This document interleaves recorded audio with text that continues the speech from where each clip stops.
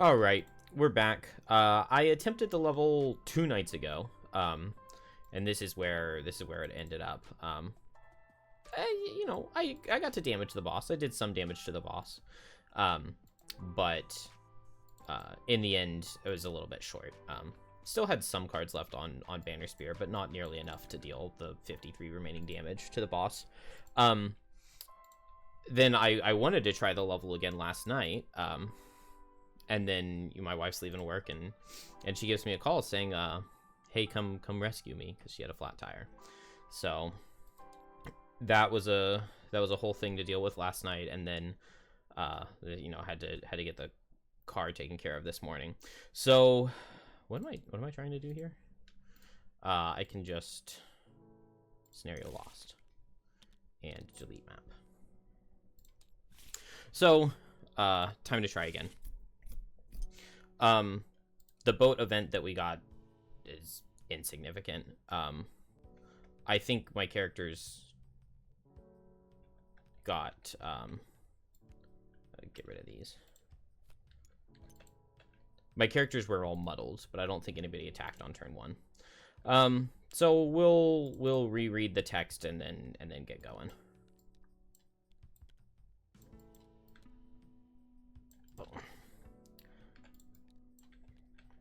I probably need to do the -1s again, too.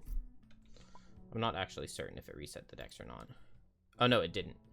So we still have -1s here. Dang, I would have drawn rolling +1 into crit on my first attack. That would have been so good. Well, there are so many minuses with those 3 extra -1s. The scenario is complete when the boss is dead. Add the -1s. We'll need to do the curses again, though. Let's just give everybody 2 curses real quick before I forget.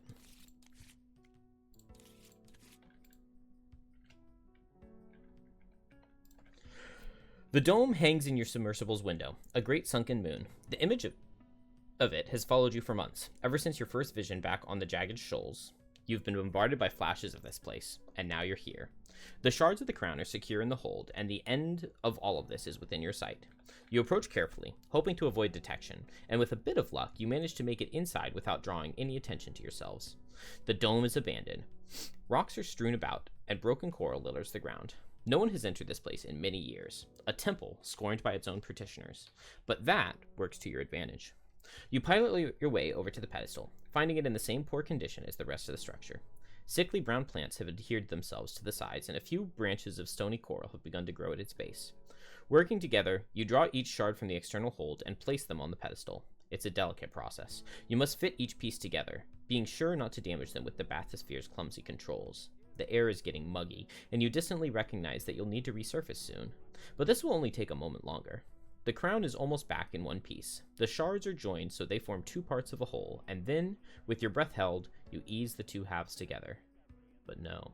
The shards, nearly reunited, are suddenly wrenched apart, and the water wobbles like a warped mirror. You reach out to grab at them, but a wave of energy pushes you back, shaking your vessel violently. Then you watch as all 6 shards lift up from the pedestal, and 6 lurkers appear behind them. These are spiny, ethereal figures, lurkers of a sort you've not seen before. Their bodies are a murky fog, shades of some ancient time, brought here through some twisted magic. Sudden flashes of anger and hatred cloud your mind as the lurker presence invades it. It shows you the coral crown in an underwater palace, a king ascending the throne. It's the same vision as Sun and Shadows shared with you when you met, but you feel no reverence or longing for this bygone era. There's only jealousy and rage. When the clouds of darkness come, you see a figure within it. You are the figure, so full of loathing for the king. You made the seas safe. Your great military prowess has brought peace to the many warring clutches, and yet he gets the power, the recognition. You reject the king and his crown. You will take it all back by force. The last memory is the crown shattering. A shockwave envelops you, consuming you, tying your destructive will inexorably to the shards. The vision fades from your mind, but the dark presence does not leave your sight. He stands now before you, flanked by his 6 ethereal lieutenants, who now hold the shards. The hateful apparition steps forward on crooked limbs, a giant of immense proportions. A shrouded usurper, dredged from the very bottom of the abyss. He means to prevent you from reuniting the crown, to bury all of you and the shards beneath the waves. You deploy your suits and prepare to defend yourselves. Every non-lurker character gains double curse. All hexes in the scenario are treated as water for the purposes of lightning, eel, summoning, and movement. All 6 lurkers on the 2 flanking tiles. Boom, boom. Are fractured lieutenants and add +1 to all their attacks. Place 1 elemental token on each one as depicted. Any element on a lieutenant cannot be infused. When the lieutenant dies, the character who killed it, and any character closest to the lieutenant, if no character killed it, places 1 numbered token on their mat. This represents a coral shard. In addition, place that lieutenant's element token in the strong column on the element board. It is now always treated as strong. So we have Fire, Dark, Leaf, Ice, Light, Wind. Is there any, like, not really. Ice, Wind, Light. So there's no, like, easy way to remember it on here. They all get +1, so we're going to give them all one of these to indicate their +1 because it's not factored into their thing already. But it's very nice that we have this, and then we will also use that. We'll just take them from this and put them on the characters when the characters get those themselves.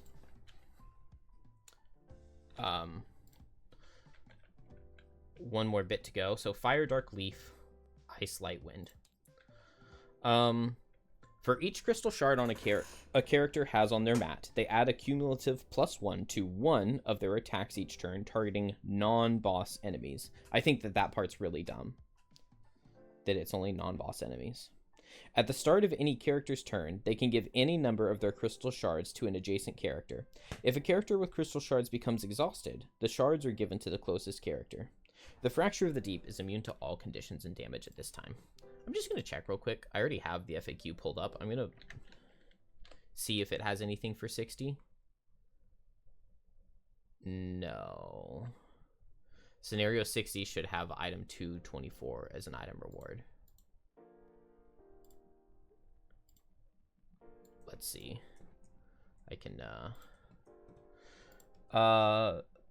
the intent for everlasting elements is that they become strong at the start of every figure's turn. Even with this special, a single element cannot be consumed twice. Okay, and then nothing really of import from the conclusion.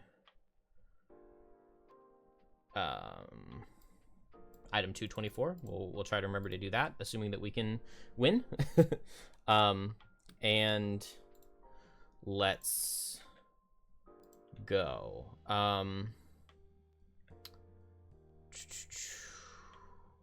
So the boss is immune to all damaging conditions at this time. His special 1, he pushes all adjacents. If there is ice and 2 other elements, he'll summon a Claw Crusher. If there is dark and 2 other elements, he'll summon a Mind Snipper. Any summoned Lurker Claw Crushers or Lurker Mind Snippers are normal for 2 characters. The Claw Crushers are elite for 3. So normal Mind Snippers, elite Claw Crushers. His special 2, he moves normal, attacks normal, gets extra damage and jump if there's wind and fire. Then with light, he summons a wave thrower. So that just means that ice, dark, and light are things that I don't want infused. Boom, boom, and boom. So I want to kill these guys last so that the boss isn't summoning. Because if the boss is able to summon a ton, things will get really rough. With that in mind, that's also why I want this elemental stone, because I can prevent the boss from consuming ice so that he doesn't, switch back to this, prevent the boss from consuming ice so that he can't summon once per rest cycle. So that is my thought process for this. Try to prevent summons as much as possible. But keeping in line with that, we need to kill the wave throwers ASAP. Luckily, the wave throwers don't have super important elements. I think that this one was wind, and this one is fire. So fire is bonus damage on his special 2, and wind is bonus move on his special 2. Or no, it's not bonus move, it's jump. I was attempting to beat the level without Wave of Anguish, but I don't know if that's going to be doable. So I'm going to go ahead and toss Wave of Anguish back in. We'll take out... I wish I could take out Eclipse, but I don't know if I can. I guess we'll take out Black Barrage to put in Wave of Anguish. And so one thing that I really want to get is this barricade, the Banner of Valor, placed in a good location. Because if I can get like a Banner Spear right here, tanking the boss every turn with the Banner of Valor, it doesn't matter if the boss attacks for 8 or attacks for 11 with fire. If he attacks for 11 every round, especially because Special 2 is the fast special, if I have the Banner of Valor tanking that for me every turn. That's one of the reasons that I lost on my first attempt, was just every time the boss drew Special 2, somebody had to lose a card. I had played this card for the top, because Wound is really good against Lurkers. They can't heal, so they will die once you wound them. But I got a little over-eager on that, I think. And so I played this, although I guess I could play it and like Stamina Potion it back, if I can get a good alignment on them. It's definitely possible. My first attempt, I sent Drill over to this side and had Deathwalker and Banner Spear come over here. I think I'm going to flip that, because we need to... We don't read a thing until somebody has all 6 tokens on their mat. So one of the easiest ways to get the token on the mat is to have a character exhaust. I guess that makes it a little unfortunate that Drill is the one who has the Elemental Stone, because I don't really want him to exhaust. Because he's the one who can prevent the summoning, but we'll just have to see exactly what it is that happens. The goal... Well, let's see if it works on this side. 1, 2, 3, 4, 5, 6. So with move 6 jump, I can get here and I can Magnetic Field pull in and pull in.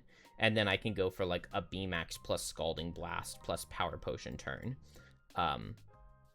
Is the goal. That's the goal, is to be able to do that on turn 2. One thing that I'm considering doing is throwing shadows over in this direction with Eclipse on turn 1, then moving the shadows on turn 2, and pulling targets in, pulling these 2 elites in with Hungry Grasps. Because, like, the extra damage will help, and then that means that Drill can do... I think I didn't even bring Bronze Plating in my first attempt, which is something that I would really love to be able to have. Although I don't see a card to drop. Could it be Electrical Discharge? That's my way of getting to low for Cryogenic Hibernation, and I like the idea of potentially getting that. I feel like I need the heal on Magnetic. I feel like I need Rocket Boots, but maybe I don't.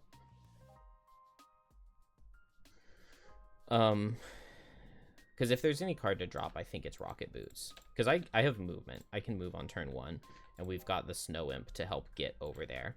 So that's my plan, I think. I'm going to send Drill... Let's see, if we just do a move 4, 1, 2, 3, 4, and then use Boots. 1, 2, 3, 4, use Boots. I can get to this hex right here. So a fast move 4. I could do that with Cryogenic Hibernation. I mean, that just works. A fast move 4, and then I get into position. And I'll need to tank for the round, but that's fine.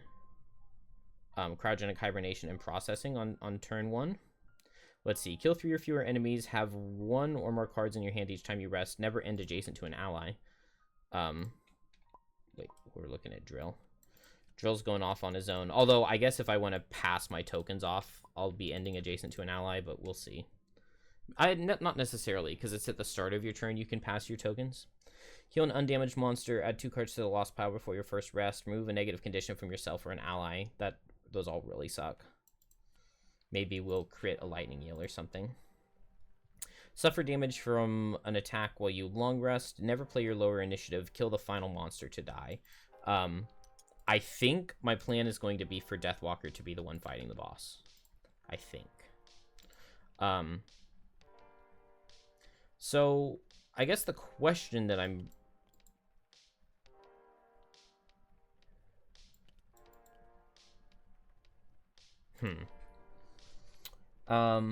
Okay, I'm thinking I'm going to do Eclipse plus Fleeting Dusk bottom. Or maybe I won't Call to the Abyss bottom. I just want to get a bunch of shadows out. We kind of want to go really fast here, I think.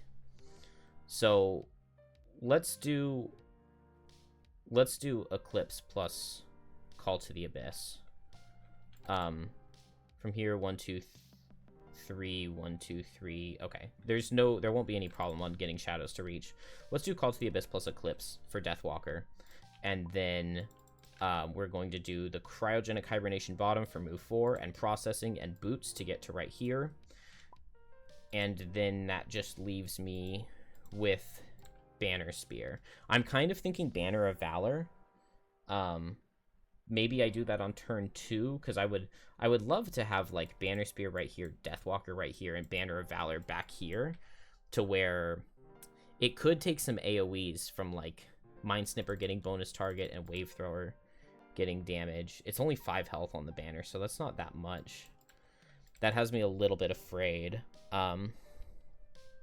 Also with the banner right here, it could be theoretically possible to get a Tri-Thrust on something. I would need to do like Javelin to get it in position, most likely, though.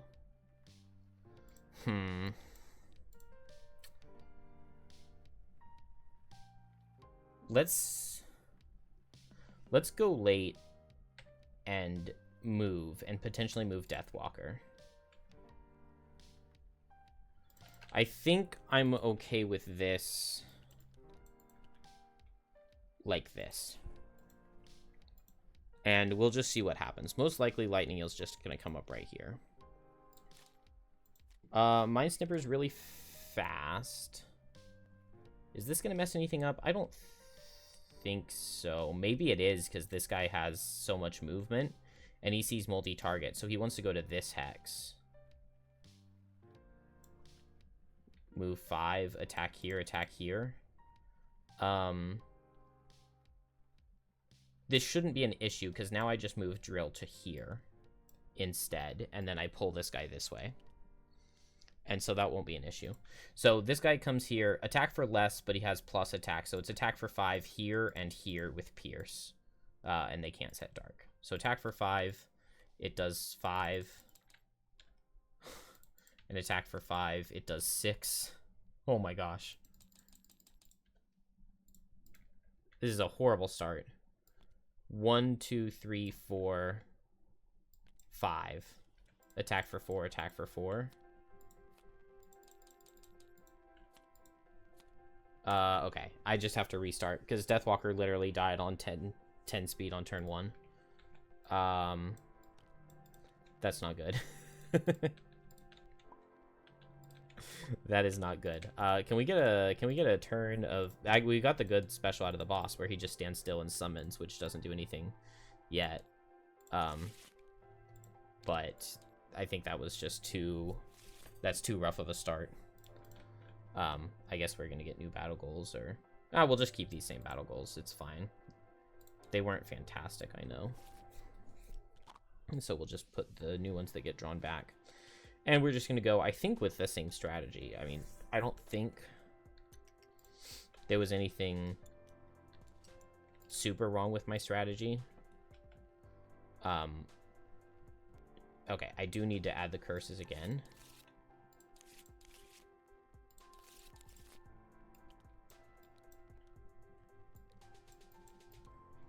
The only character that I'm not super satisfied with my plan here so far is Banner Spear.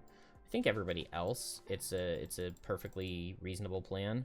I just don't know what I want to be doing on turn 1 with Banner Spear, because like nothing's close. There's no immediate like formation that I really want to set up. I don't know. All right, Standstill on Claw Crushers. I like that. Mind Snippers still moving and hitting multi-target. So this guy's going to reach, but this guy is not now, since they don't get the bonus move, so that's good. Wave Thrower, move, and melee. That's the twin strike. Yeah, twin claws. Special 1 from the boss again is good. And to move less from lightning eels, this guy's going to reach. This guy will as well, but that's okay. So Clock Crushers go first. They just stand still and get extra shield, but I'm not hitting this turn, so it doesn't matter. Drill is going to move with Cryogenic Hibernation. Move 4. 1, 2, 3, 4. Pressure up. And then set processing. Mind Snipper. So this guy sees 1, 2, 3, 4. And now he can hit multiple targets. So 2 target attack for 5. Into Drill. Let's give them all their bonus damage. So attack for 5 into Drill. It does 6. He has Pierce 4, so we're not going to use any armor. It's going to Curse. 6 damage is crazy. I'm going to use the Kite Shield to block the Muddle, because he muddles with every hit. Kite Shield to block the Muddle, because next turn I'm planning to go big and or go home. Then this guy has move 3. 1, 2, 3, but not in range. Oh, attack into Deathwalker as well. Attack for 5. It also does 6, and it'll muddle, but I'm not attacking this turn, so I'm not going to worry about it. And I get a curse. Wave Thrower. This guy's elite, so he moves 1, 2, and he attacks melee, so attack for 4. This guy, I can use armor to block, so I'll just take 1. Another Wave Thrower over here. 1, 2, 3. That's good. I appreciate this guy coming in, because I want to kill the Wave Throwers really fast before they summon a lot of lightning eels. And we're already to Banner Spear. Let's see. His boss is just standing still and summoning, but he doesn't have the elements, so he won't do anything, which is good. This lightning eel's going to move up to hit Drill. That doesn't really matter. This lightning eel's going to hit up to hit Banner. That also doesn't really matter. I could move Banner away. I could move Banner in.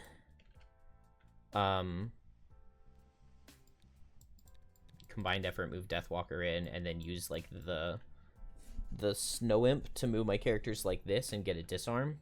I don't think I like that much. I think I like this with the Banner of Valor behind more.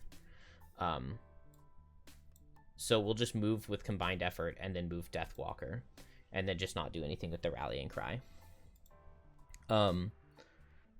This also gets me in position to where I could summon right here with my bottom with air support to do Barricade. If I get some monsters here, if I could get a multi-target Barricade, that could be pretty good. We'll just have to see exactly what happens. But I think I'm going to do just Banner of Valor this next turn to try to help keep protected. Yeah. Done. Boss just stands still and does nothing. And then Lightning Eels. Oh, now this guy gets to hit Deathwalker too. So maybe I don't move Deathwalker forward. But I want the summon right here. I'll move Deathwalker over this way. Combined effort here and move Deathwalker here. So that this guy just hits here. Attack for 4. Misses. And this guy attack for 2. Does 3. And then finally Deathwalker. I get to make 4 shadows. So 2 over here and 2 over here. Maybe I don't need 2 over here anymore since this Wave Thrower moved up already. I just need to move 1 shadow here. Oh. But I can't pull this guy that far. I guess I could pull him up, pull him over, and hit him twice. I don't mind hitting the Mind Snipper twice, I guess, but that means I need 2 shadows over there. Okay. So Eclipse has been done. And we're new turn. I'll put one of the shadows under me because we do now have this perk while you're occupying a hex with a shadow. All attacks targeting you gain disadvantage. So that will hopefully be helpful. And new turn. We're going Hungry Grasps with Deadbolt. Move the shadows, pull this guy in. Seems pretty self-explanatory. Bronze Plating with Scalding Blast, and I guess B-Max for the second hit. What would another possibility be? Do I have a Muscle Potion? I do have a Muscle Potion. What if I do Power Core?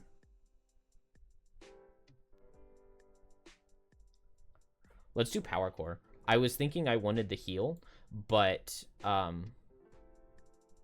oh, it's only target 2.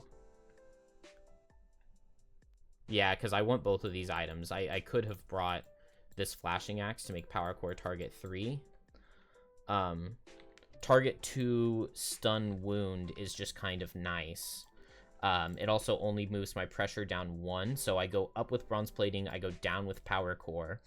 If on either of those hits with advantage I draw pressure up, then Scalding Blast is now a 3 target. And I could do big hits. The wound is nice, but I guess it being only 2 target means it's just not worth the loss, especially because it means that I'm not getting this heal. So I do B-Max, and I just am planning to have a low target B-Max. Or do I do Radiation to try to hit something to get the poison? Maybe I want Radiation to hit for the poison. Maybe that's what I want. Because I have Frenzy Potion as well, so I can, like, really make sure I kill something. I guess I'm relatively low, though, so the stun out of Power Core would be pretty nice. Maybe I could do Electrical Discharge for the stun, and then that would put me at low pressure so that a Magnetic Field the next turn could heal me. But if I just do Magnetic Field Power Core, all I'm doing on the turn is healing, and that feels kind of bad. I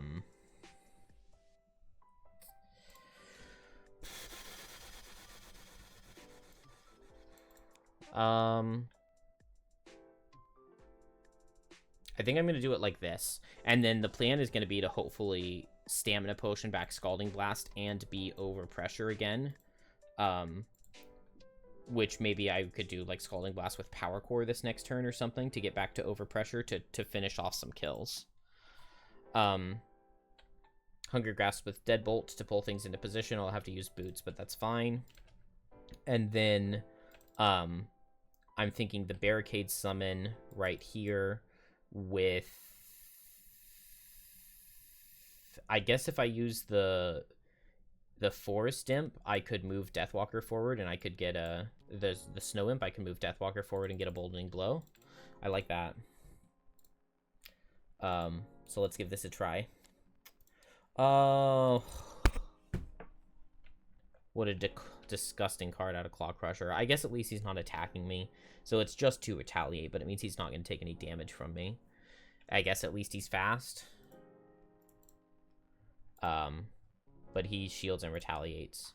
Deathwalker's first, though, right? Because I have to use Boots, like I said. So, Deathwalker, I can move all shadows. Move those shadows like that. Move this shadow, like, right here. Move all shadows for 4. And then Hunger Grasps for 2 shadows. Perform attack 3, range 2, pull. So, this shadow hitting the Mind Snipper. Oh, also, I need to add... I donated to the church. I guess they went away after my first attempt, but I could have gone back. Let's just subtract 5 gold, saying that I went back on these 2 characters to donate. And we're all shuffled. We should be good. So attack for 3. It does 3. Am I muddled? No, because I went after him last turn. Pull him and then attack him with this shadow. Attack for 3. Does 5, and then pull him here. And now they're in a B-Max, although I don't think I played B-Max. And that finishes Deathwalker. And then the Claw Crushers go and get their shield and immobilize, and then it's Banner Spear's turn. So I'm going to use the Snow Imp. All characters can immediately perform move 2. These characters don't really care about moving. We'll just move Deathwalker here. And I should see what everybody else is doing. Special one from boss is really good. Single target melee from Wave Thrower is really, really good. Mind Snipper attacking and controlling me to attack seems really potentially bad, but we'll just have to see what happens. So Snow Imp to move that, then Banner of Valor.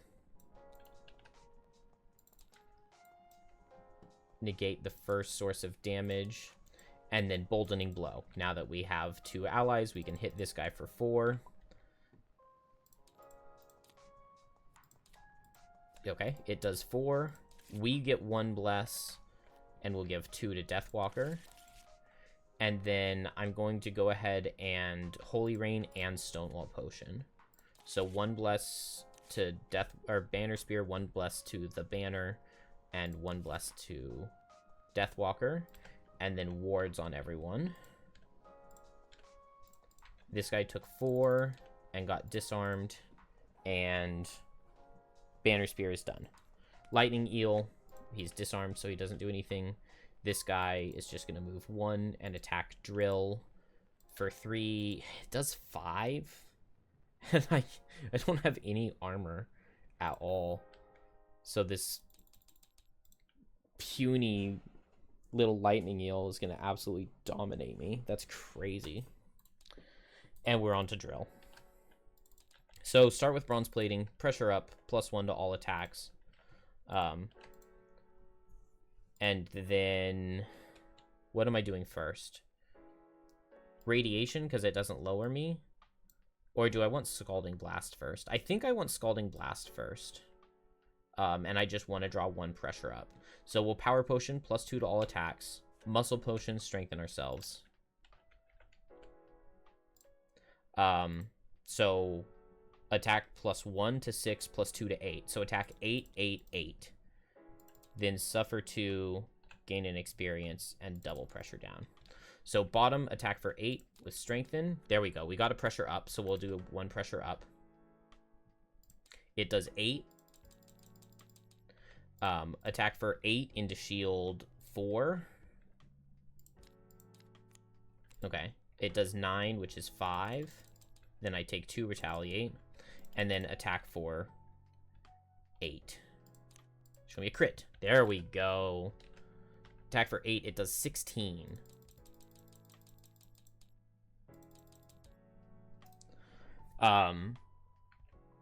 Jeez, I'm so close to dead already, though, is what really sucks. But that's really good, because we got a pressure up. So now, Radiation is attack for 4, and it'll take us back up to high pressure. It's attack for 5 because of Bronze Plating, and 7 because of the Power Potion. So attack for 7, strengthened right here. A -1 will kill. Nice. We dodge a curse, and we do kill this Mind Snipper. That gives us 1 token on Drill, which he can spend the token for bonus damage. Yeah, there's no point in not just doing Frenzy Potion here. So it's attack for 7, 8, because I have the token just into the Wave Thrower, since he hasn't taken his turn yet, and I'm strengthened anyway right now. We get pressure up or a shield. Neither of those do anything. We kill that guy, and then we take his token as well. And we went up to high pressure when we did the radiation attack. So we are in high pressure for next turn, so we can Stamina Potion back Scalding Blast. Well, do I have any point in getting back Scalding Blast now? Because this guy is the one who's alive. I kind of want to get back Radiation to go for Electrical Discharge top, because I'm over pressure. So I can do Electrical Discharge top with Radiation bottom, make him suffer the 2 instead of me. It'll take me double pressure down, which is potentially fine, because maybe Magnetic Field could pull the other pressure down. Now, I only have 1 left, so it's pretty unlikely. I am strengthened for next turn, though. Or, well, no, I wouldn't be. I don't know. What elements did we do? That was fire and leaf. Is that accurate? Fire and leaf are now always active. But I think this is okay. Drill's not getting attacked again over here, so he's alive for now, whatever it's worth. We're strengthened for next turn, and we have the bonus damage to hit the Claw Crusher nice and hard. Okay, Drill's done. Mind Snipper. This really sucks. At least it's just the normal. So he's multi-target, attack for less with Pierce, attack range 3 with move. So he moves 1, and then he can hit 2 targets. Attack for less, so it's attack for 3 here and then here with Pierce. So attack into Banner. It does 4, which does 2, and then attack into Death. Oh, which does none because of the Banner of Valor, right?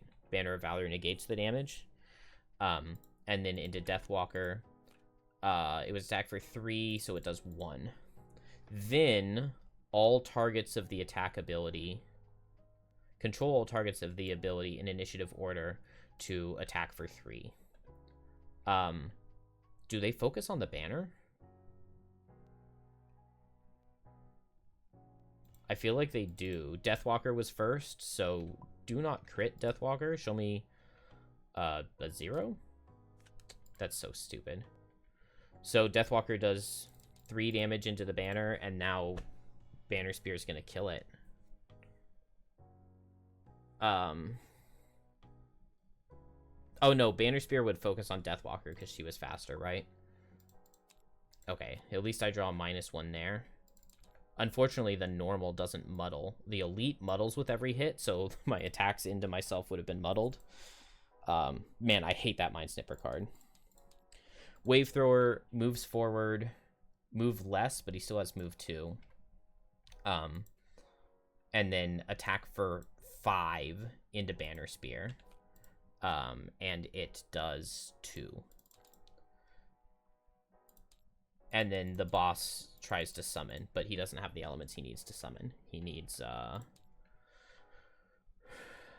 ice or dark. But as soon as he does get ice or dark, which is this guy or this one, he'll start summoning. Oh, I was going to say we kind of have the barricade formation here, but I already summoned the barricade bottom, so can't do that. Jeez, man. Okay. It's looking quite rough again. I could go for a Let Them Come to heal up Deathwalker. I guess I could do Javelin bottom to pull the Mind Snipper in and let them come and hit these two guys with this as the other hex. I can't get a Tri-Thrust here. Maybe I would want Tri-Thrust bottom to just get a couple of attacks off. Man, Deathwalker should have moved this shadow here. I definitely could have done it on my turn, moved this shadow here, because I knew I was going to be ending up there. And then the attacks would be disadvantage. Let's look at Drill, because Drill is easiest. We're just going to do Electrical Discharge with Radiation, and this guy's probably going to hit me, and I'm going to probably have to...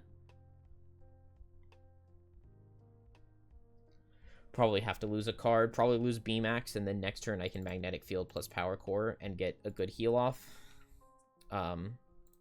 It's just the only thing I can do, I think. Banner Spear. We've got the Banner of Valor out. So I could just do some ranged damage with air support. I could summon the air support summon to tank for us. That might be good. I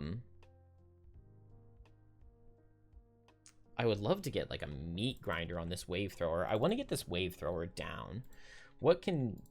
Man, and one of my crits got dodged on Deathwalker. Because that could be nice. I guess if we can get dark, then I can use Dominate to disarm. Maybe I just want to go ahead and dominate this guy right now. Attack for 6, maybe make it attack for 7 with my heavy sword. And Knight takes shape bottom into this guy. I don't have to move or teleport a shadow or anything. I think I like that. I mean, it does some damage. I also really want this Mind Snipper taken care of. So maybe I would want to move a shadow and attack the Mind Snipper with Dominate. Let's see. I don't kill with Dominate unless I, like, teleport over there and Frenzy Potion as well. But I want to save a lot of my items because 70 damage to the boss, we can't hurt him right now, but once we kill all of his lieutenants, we can hurt him. And dealing 70 damage to him is not something that's just going to happen automatically. Let's see. I can also make shadows out of Fleeting Dusk. I just don't know. I don't know what to do. I kind of wish I hadn't played my Disarm card on turn 1, because Disarm would be pretty good here, as would Combined Effort. They would both be pretty okay. Maybe I do want to just go for that heal. Javelin with Let Them Come. I don't know. I don't... Normally, I can just, like, look at a situation and feel what I need and feel what's going to be good and just, like, play off intuition. And, like, everything just feels bad here on the Banner Spear Deathwalker side. I mean, Drill's side is going well, but Drill is basically dead. This Mind Snipper is just a huge problem. I really want to see his, like, 6-speed retaliate, I guess. I guess him being a big problem is a good reason for me to go ahead and be targeting him, though. Which is something that I'm doing. Hopefully the Banner of Valor comes in clutch. Hopefully this Lightning Eel can just die. I don't know exactly. What's the initiative like here? 21 versus 29. So it is Banner first. Lightning Eel targets Banner at least. It's a neutral hit. It's not that bad. It does mean that, yeah, it's an attack 5 that goes into Banner of Valor, so that's not the end of the world. What do we have from Mind Snipper? You're kidding me. Again? Is there any hope that I'm killing him? If I attack him for 2 with poison and for 7, there's a chance that he dies. Wave Thrower targeting furthest. 1, 2, 3, 4, 5, 6 means he's hitting Drill. Maybe I need him to hit Drill, because if I move Drill away, then he's targeting Banner of Valor, which I don't like. Fracture of the Deep, that's multi-target. That's disgusting, because that's probably going into... It's going either into Banner of Valor or Deathwalker, and it's probably more worth it to have it go into Deathwalker and have Deathwalker lose a card. Unless there's a way for me to move Drill this way, for it to be... He goes here, and it's Drill Banner. I could do that. Maybe even if I don't move, he could still go here and target Drill Banner. And then Claw Crusher, they have Leaf, so they're going to poison and wound me. Actually, no, they're not, because this guy's not going to be able to reach, and this guy's going to be stunned. That stuff goes away. Okay, Lightning Eel first attacks Banner Spear, and it misses. Okay. That's some of the best news I've had so far. Banner Spear is going to pull the Mind Snipper in with Javelin. Boom. And then Let Them Come. So I get a heal 2. Deathwalker gets a heal 2. We get attack 2, attack 2. I guess I'll Eagle Eyes this. Why not, right? Lightning Eel.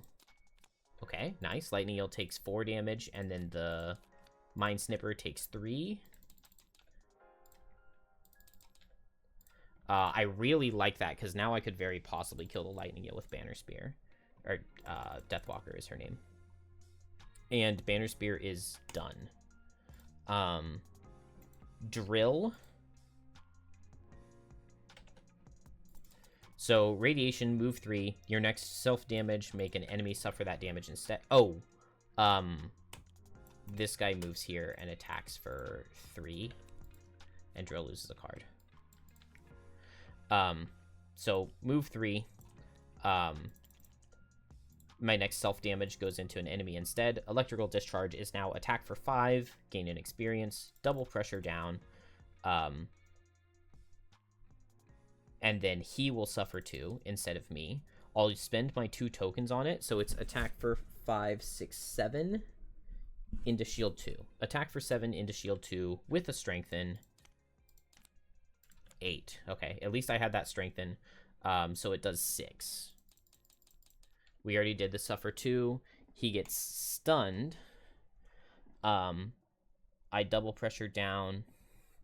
And then, do I want Drill to be tanking the Fracture of the Deep?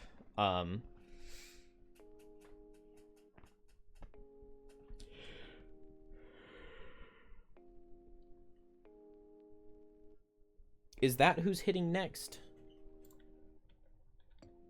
No, it's the wave thrower that's hitting. But the wave thrower is targeting drill, no matter what. So I think the answer is no. I don't want him. I'm just going to leave him right here. I could use the boots to move right here. But I'm just going to stay right exactly where I am. And then now Deathwalker, we're hoping for big damage. So attack into this Mind Snipper with Dominate. Attack for 6. Crit will kill. So we just have to hope to draw one. 6, 7, it does 8. And then now... Oh, never mind. I don't have any backup options. I think I lose because of that. I can move a shadow for 3. I don't have to teleport to the hex that it's occupying.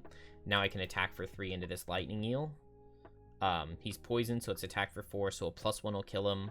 I'll go ahead and heavy sword it, I guess. There's the bless that I needed. So if I had done the attacks in the opposite order, I would have killed this guy with a +1, and then I would have killed this guy with a bless, and then he wouldn't be attacking. He wouldn't be attacking us and making us attack each other. But I think the fact that he does make my characters attack each other means that I lose. If I had had Dark to get the disarm on Dominate, or if I had had this shadow closer like I had wanted, I would have teleported the shadow in and used my Frenzy Potion. If I hadn't wasted my Snow Imp, I could move Deathwalker in and attack him with the Snow Imp.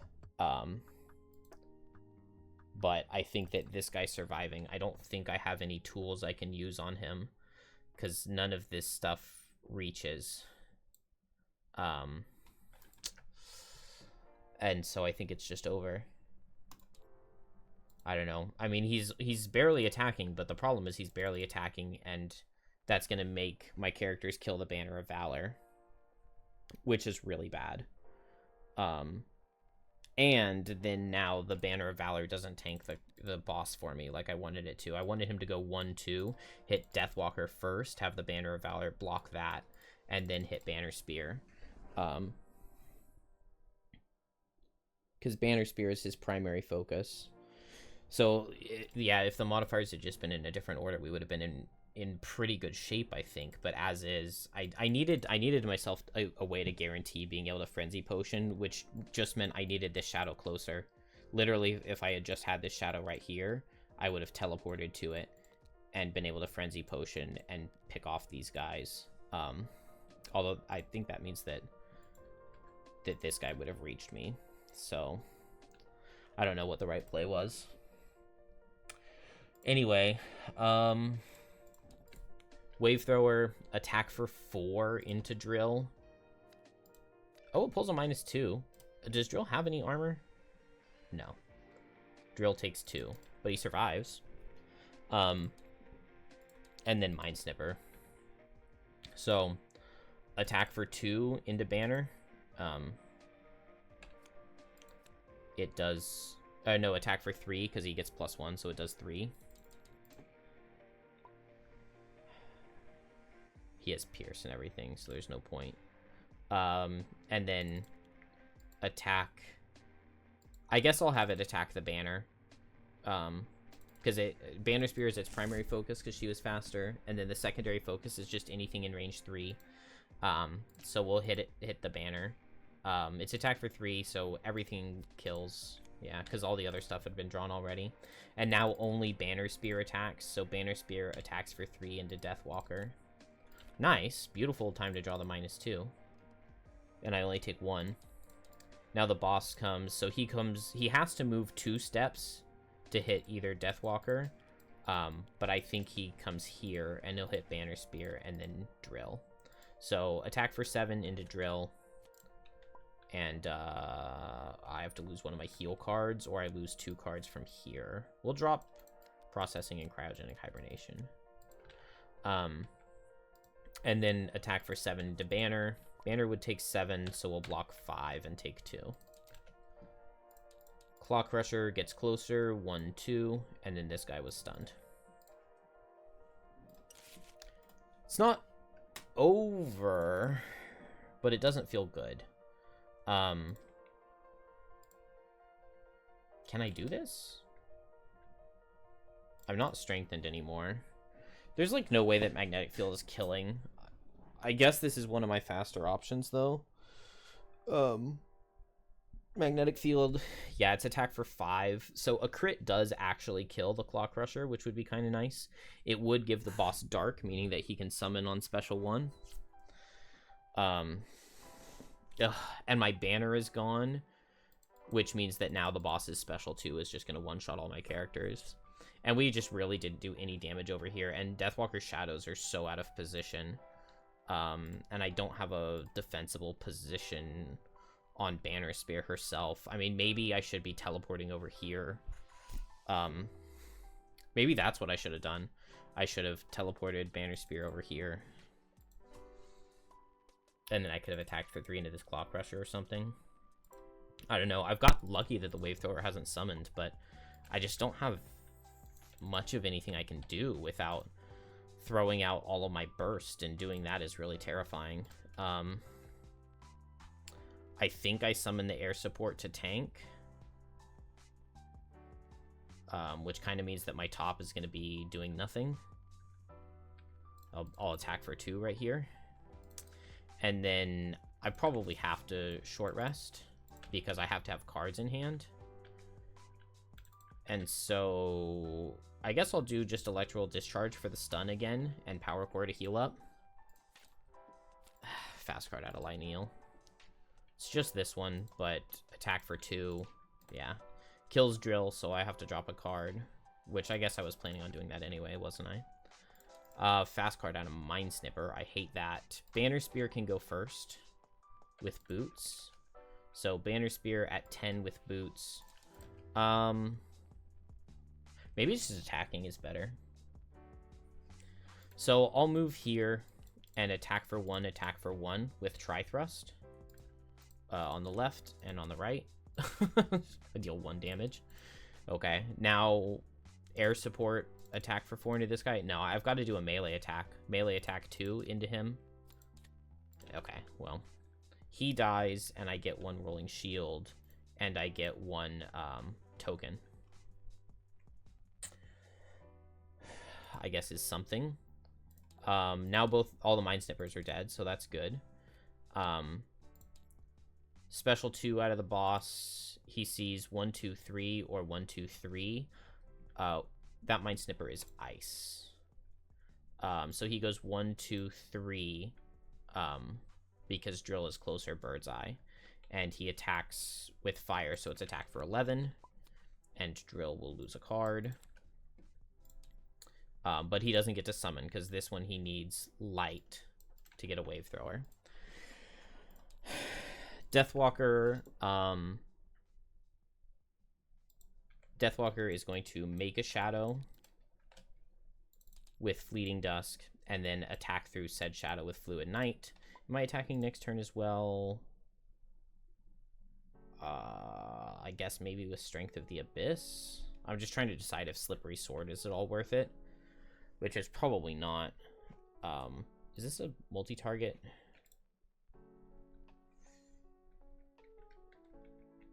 So both my characters are going to get targeted. I guess it's not that big of an attack, though.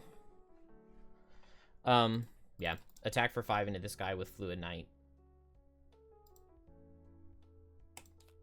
It does 6. It'll use that shadow. Drill. There's, like, so little hope. Attack for 2, we're regular pressure, so it'll take us down. We have 2 tokens, so it's attack for 4, into the Claw Crusher. Boom. Boom. Yeah, pressure, but that doesn't really help us. It just does 2. We gain 2 retaliate, but that's not going to help. He gets stunned, which does help, and we go down on pressure. And then Power Core is now heal for 6. And pressure up. Wave Thrower is going to back up, attack for 2, and attack for 2 into both characters. So 1 into Banner and 3 into Deathwalker. Oh, disadvantage into Deathwalker because I'm standing in a shadow. And then Claw Crusher, move less, so he only has move 2, so he can't reach both of us. So he just goes here. He's going to make Banner suffer double her shield value, so that shield's not really going to help. He attacks for 6, and he impairs. It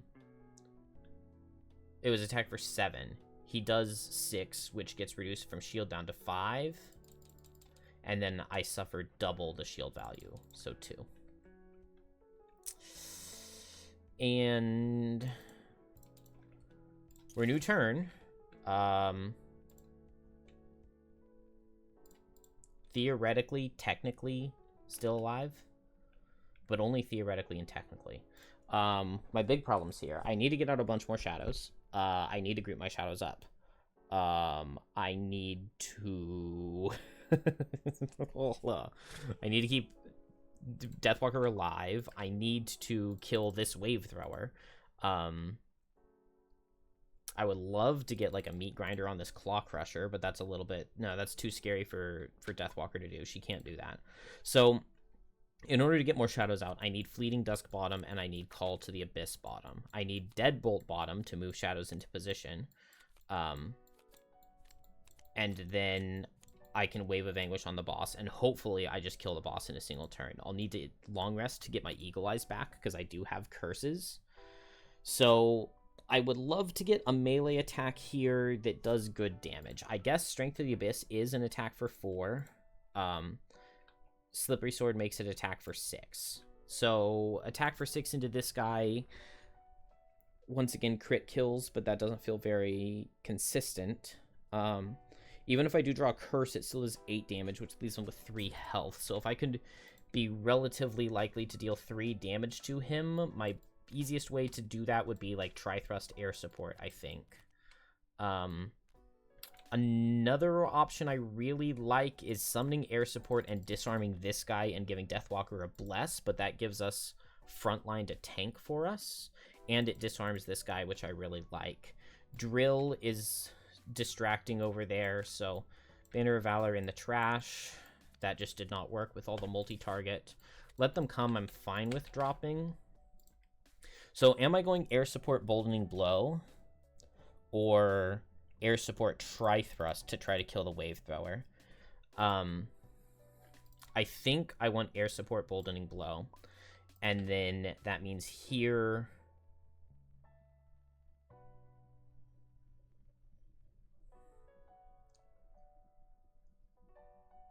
Let's do Wave of Anguish, Strength of the Abyss, I guess. Another option is Deepening Despair, Wave of Anguish. I can move this shadow for 1 and then hit this guy for 4 with Deepening Despair. I don't get to use my +2 dagger, but like at least I get something. I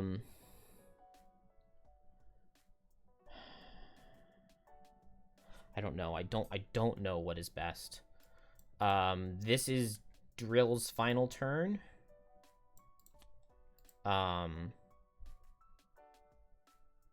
So let's short rest. And then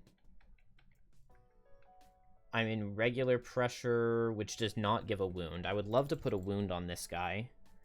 Although maybe I don't even need to with Power Core, because just attack for 4, attack for 6. Without the wound, it's not very likely to kill. Is there any way for me to go up in pressure? I don't believe there is.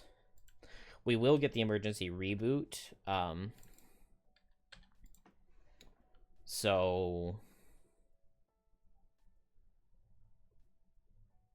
yeah, I don't know. I do not know. So maybe I do want to be killing that guy with Deathwalker. I want to be going after Banner so that Banner has the formation. So then the question is, am I targeting Wave Thrower? Because the Wave Thrower could get AoE, he could get Summon. Those are like a couple of really bad things. I guess the problem, though, is if I come up here, then next turn this Claw Crusher gets to hit Deathwalker while I'm long resting, which I hate. I guess if I go fast, I could go here and then I could summon there.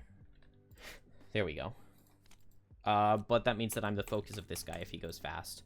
Also, it looks like Drill isn't going to get a turn over here because the boss is fast and he got special 2. On the bright side, he doesn't get to summon out of special 2, but on the not as bright side, I'm screwed. We got Claw Crush again, or Damage Crush. What is this? This is the melee, so this is Twin Claws? No, this is Crushing Crest. Twin Claws is like 43 initiative or something. So a Cleave. Cleave doesn't matter, though, because Deathwalker is going to step here and then attack with Strength of the Abyss. It's attack for 4 because I have 3 shadows out. No. Let's attack him for 2. If this draws a crit, I'm going to be so upset.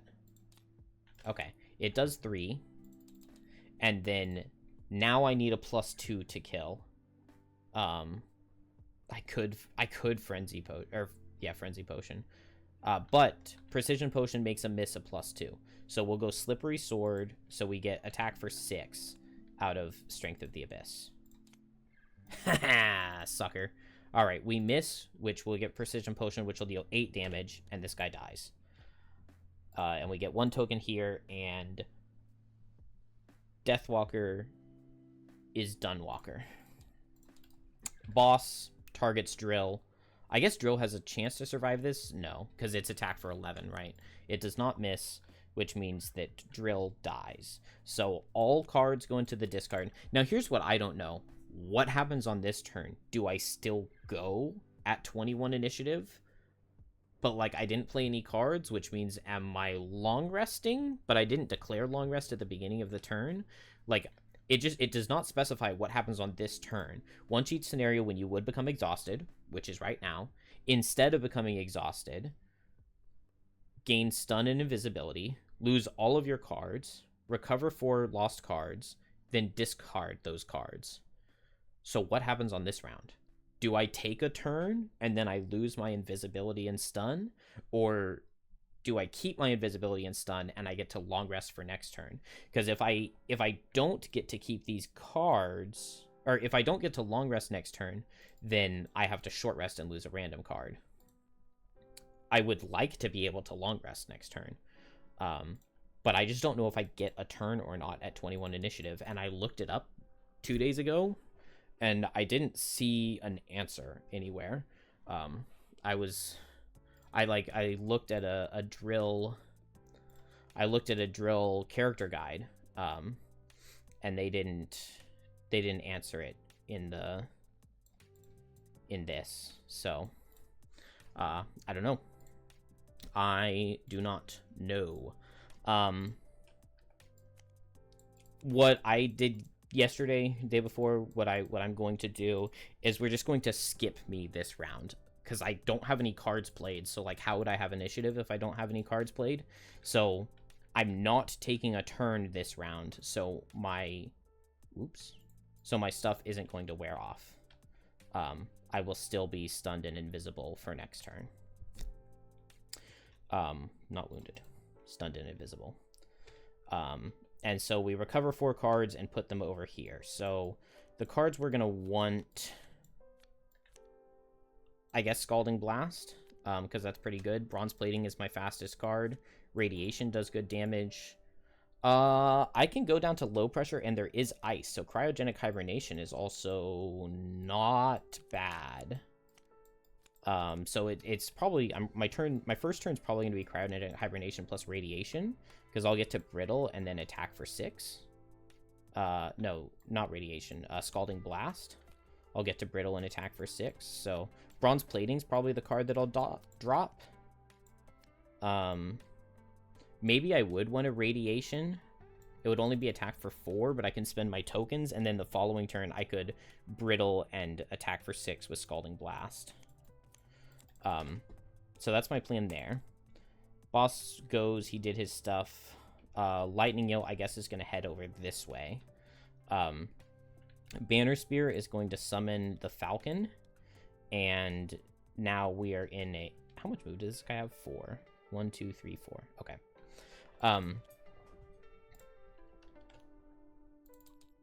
We're in a Boldening Blow. So 1 bless for me. 1... Oh, I should have done the attack before getting the bless. Oh, well. Okay. We get a -1 anyway. We had a token, right? So... Oops. So it was attack for 4 into shield 3. It does 1 damage, but it does disarm. Which I guess is the real benefit.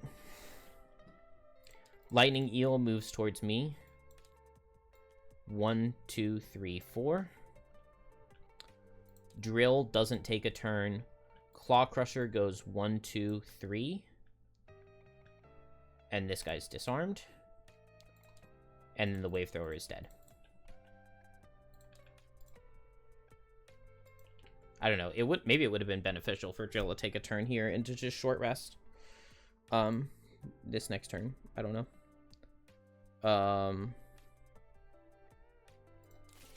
But Drill will long rest. Oh no. Yes, we are on Drill. Banner. So let's see. Falcon's gonna hit a little bit. Falcon kind of tanks the Claw Crusher, but not really. I guess Falcon probably tanks the Lightning Eel. Right, because Banner's or Deathwalker's long resting. I guess if the Falcon dies, then if the Lightning Eel kills the Falcon, then the Claw Crusher moves up here and hits Deathwalker, which I don't like. Which means, is there any way for me to... I don't think there's any way for me to get, like, Tri-Thrust on this guy. Is there? If I could move 3 and then grant Deathwalker move 2, I could do a Tri-Thrust. But, yeah, Boldening Blow is only move 2. Well, I guess... So if I short rest and Boldening Blow, I could use my Swiftness Potion to get here, to move Deathwalker here, and then attack this guy and stun him. Which doesn't matter because he's immune to stun, so never mind. That's not a plan. That is definitely not a plan. I could just combined effort this guy right now. What if I just go fast and I combined effort him? But the problem is that he has multi-target and he'll hit Deathwalker if he's moving.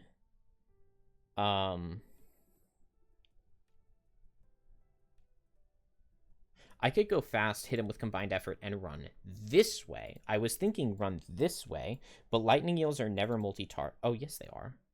Lightning Eels have multiple multi-targets.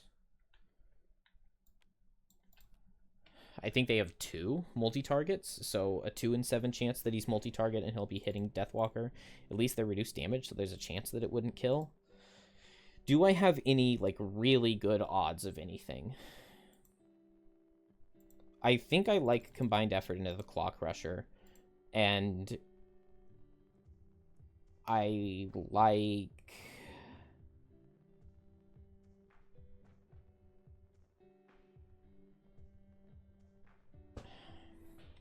Yeah, I really don't know.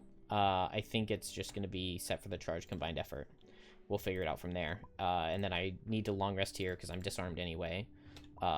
Need to long rest here because... What?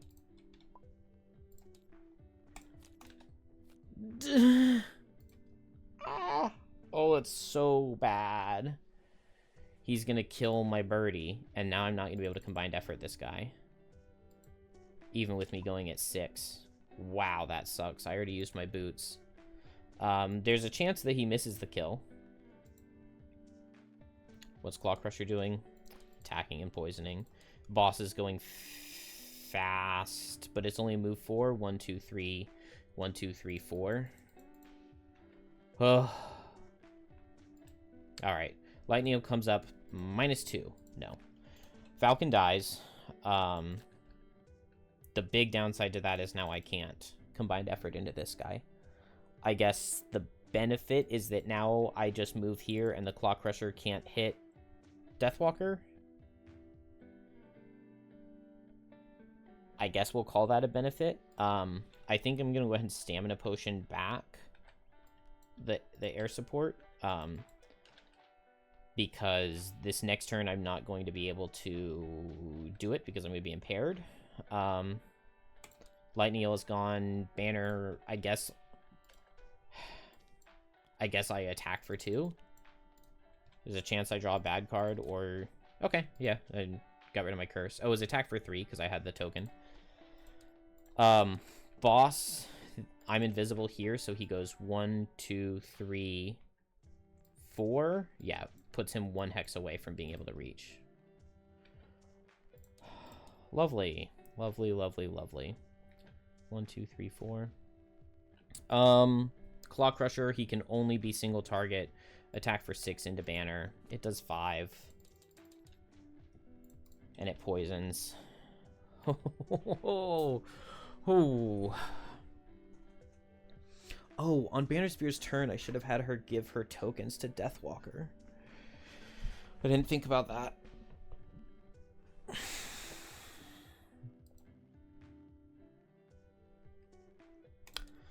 And then everybody's alive. Let's say I gave my token to Deathwalker at the start of Banner Spear's turn, because I really need them on Deathwalker.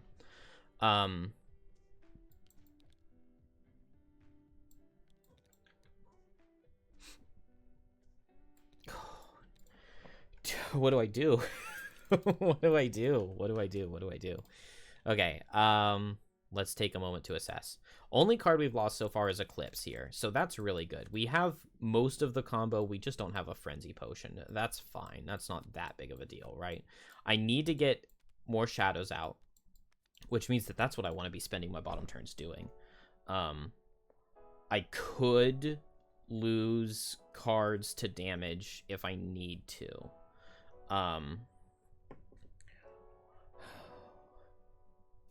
What good possibilities are there? I can hit this eel. I would love to kill it, which means like dominate with heavy sword, kills with a +2, and then I summon a shadow with my bottom. It's okay. I guess I can summon the shadow in the hex I'm standing in with like Fleeting Dusk. If I summon the shadow first and do Strength of the Abyss, this is an attack for 5. I don't want to do Dominate because then I lose the shadow, right?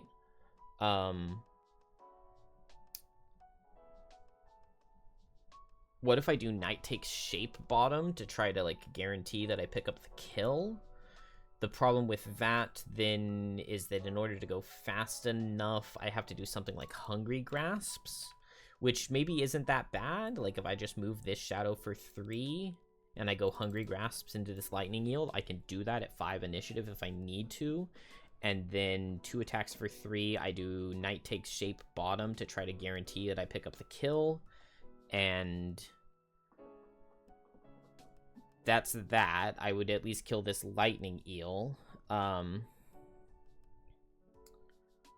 would also love to be standing right here so that I could get a Meat Grinder off. Oh, whoops.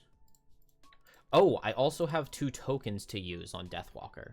So I get an attack for 5 and an attack for 3. I guess I could just hope that that kills with Hungry Grasps. And then I could just move here to get a Meat Grinder. And then I could hope that on Meat Grinder, Banner Spear is able to pull a Rolling Disarm onto this guy with Meat Grinder. 31 cards. I think I have 2 Rolling Disarms. Or no, they're +1 disarms, right? I have 2 +1 disarms. So the odds of that are not amazing. 2 in 31.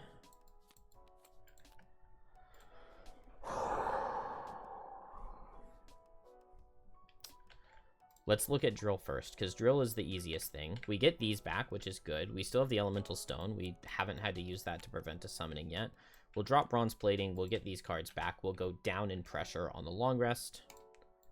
Did I move this guy forward? I didn't move this guy. He should have moved 3. 1, 2, 3.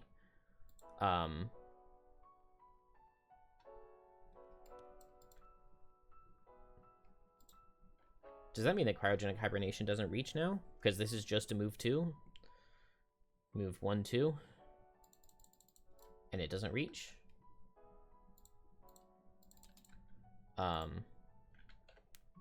Where did one of those go? Because I've killed 2 targets over here for sure.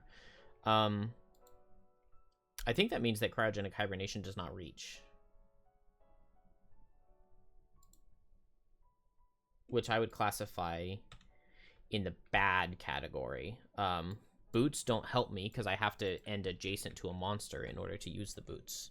So I need the +1 move before I can get there. Yeah, there's no way for me to get there and reach, and get the brittle, which means that I have to attack without the brittle. So radiation plus scalding blast. I guess that means that I will go pressure up on the long rest instead, and I can make him suffer 1. 1, 2, 3, and then boots to move 1, 2, and then I get to hit the lightning eel as well with scalding blast. So we'll do radiation scalding blast. Over here, the card to lose is maybe just Strength of the Abyss. Or maybe Fluid Knight, because I already... Strength of the Abyss will be a decently high damage attack. We'll end that round, and I am going Hungry Grasps with Call to the Abyss. And if I need to lose a card, I'll lose Strength of the Abyss. If I have to lose 2 cards, though, I don't know what I do. I would also love to move so that I can get the Meat Grinder over here. Because starting a wound on this guy would be nice. Also, disarming with Rallying Cry would be nice if I move on Deathwalker. So maybe Deathwalker needs to be playing a move ability. We'll play Night Take Shape, and we can do it as either an attack or a move ability, depending on what's needed. Also, Hungry Grasps could pull this guy in so that Drill reaches. So I could go Hungry Grasps, Night Take Shape. Maybe I like that.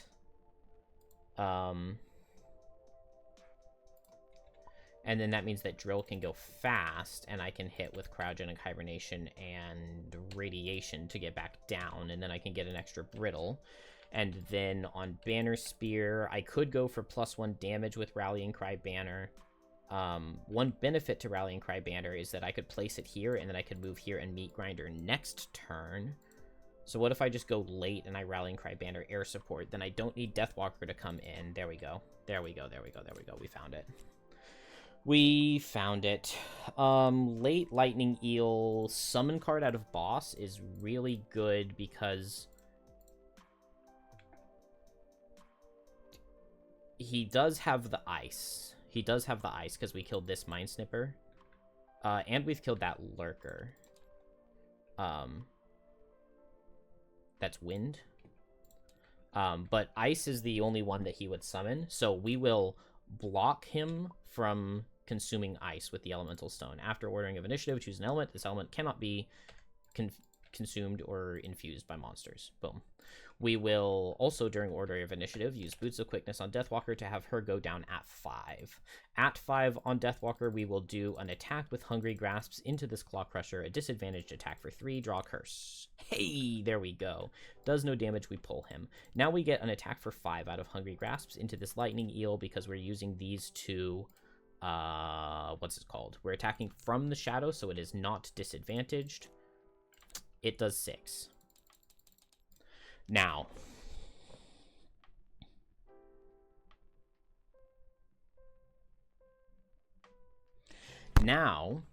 on Drill's turn, he'll move to, so we did decide to go for the low pressure play. He'll move to Brittle this guy, attack him, and kill him. Then he'll use his boots to move next to the boss. Well, the boss isn't moving and attacking anyway. Boss isn't moving and attacking anyway, but I think I do use boots to move next to the boss, and then I long rest right next to the boss next turn, which gives me the ability to get back my Elemental Stone to block a potential summon out of the following turn on him. The problem is killing this Lightning Eel, and so I think that my best bet for killing this Lightning Eel is going to be using the bottom of Night Takes Shape right now. I can move a Shadow 3, not teleport to it, and then attack this guy. And draw a freaking curse, and he survives. And so I'll use my Frenzy Potion. And he dies. I don't have Call to the Abyss, so I don't get a shadow out of that, but I guess I can spend just my next 2 turns making shadows. And then I really would love to just, like, get way the heck over here or something. I guess I could just move 4 over that direction, couldn't I? To just get away from the boss, because, like, if we're hitting him with shadows, we don't need to be close, right? So maybe I should spend a turn doing that. Maybe I could spend a turn granting movement with Banner Spear. Deathwalker's done. Drill, move 2, consume ice to brittle this guy. Move 2, consume ice to brittle, pressure up, XP. Regular pressure, radiation is attack for 4, unfortunately. Using our 2 things, it's attack for 6. So attack for 6 into this guy will kill him. 7 minus shield, it does 5. Brittles up to 10. He dies. That gets us a 3rd token here. And then I'm going to go ahead and use my boots to move 2 and end adjacent to the boss. Claw Crusher, he cannot hit multiple targets. The only thing he can do is hit Banner Spear, so he's going to attack Banner Spear for 8, and that will kill Banner Spear, who is impaired. Because he impairs with every hit. I don't think I accidentally used an item last turn. We have to lose a card, so we will lose Javelin. I kind of want to keep Tri-Thrust because it's a bottom attack, which I could use next turn, which, like, why not, right? I'd rather have a bottom attack than a bottom pull for 1v1ing this guy, because I could draw a Rolling Disarm on him. He's done. Lightning Eel's dead, Banner Spear. Banner Spear is going to summon the Banner of Strength, which maybe this is a bad idea. Maybe it's a bad idea. I don't have any tokens because I gave them to Deathwalker. So air support is just a disadvantaged attack for 5 with the banner. We do pierce 2 of his shield, so it's like a disadvantaged attack for 4, and it does 4, which is not that bad. Done deal, right? That finishes the turn. The boss cannot consume ice because of the elemental stone. He does push drill away 1 with special 1. And we're done. Drill is going to long rest because I can hopefully, potentially, possibly, maybe it would be possible to get another use out of the elemental stone next turn so that he doesn't get to summon. It was the dark guy that we killed, right? Yeah, the dark guy is the one that was killed. The light guy is the only one who's alive, which means that he still doesn't get summon out of special 2. And he would only get 1 summon out of special 1 because it would use 3 elements, and he obviously needs 6 to summon twice. So hopefully it's special 2. I guess I hope it's special 2 and he moves and he attacks drill and doesn't kill. Deathwalker, I just go fast. I move up and I meat grinder and attack this guy for 5. I hope I draw a rolling disarm. Boom, that's the play. Deathwalker.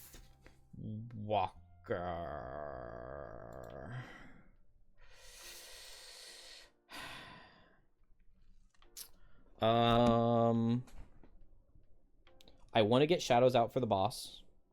Maybe, though, more so, I want to just run away. So, I could run away with Dominate.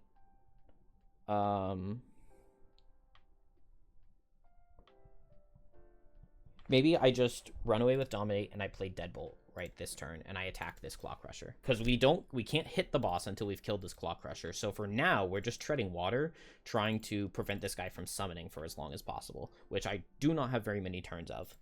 But I think that this has to be the play. Hopefully 29 initiative is fast enough. I don't know why this is right here. It should definitely be in here. I wonder if I missed it on the rest or something because of that, but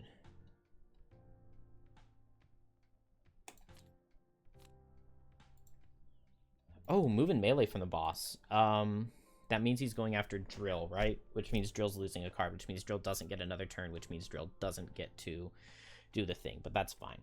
We'll move up here with Tri-Thrust. It's attack for 1 on Tri-Thrust. Attack for 1, rolls into 2, crits for 1 damage.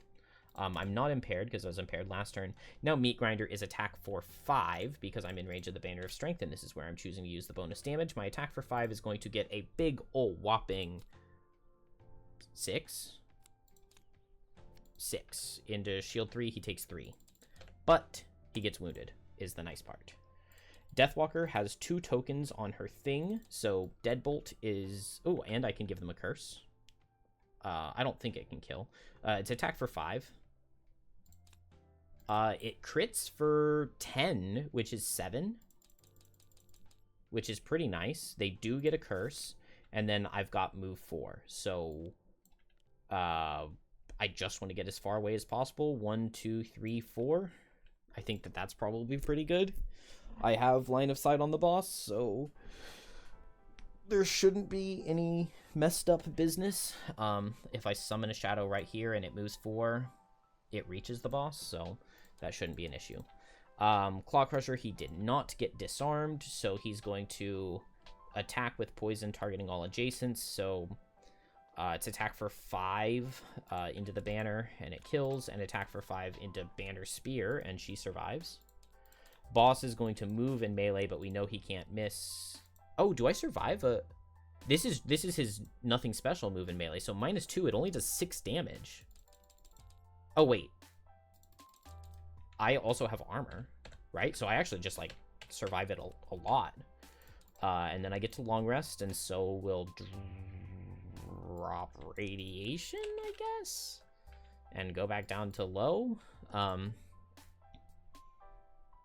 Oh, yeah, and then I can make it to this guy. I use boots to go right here, and then I do move to brittle. And we can kill this guy this next turn, and that means that we go after boss on the following turn, and we actually have a chance here. Even though this looked like super doomed. This looked uber doomed. Omega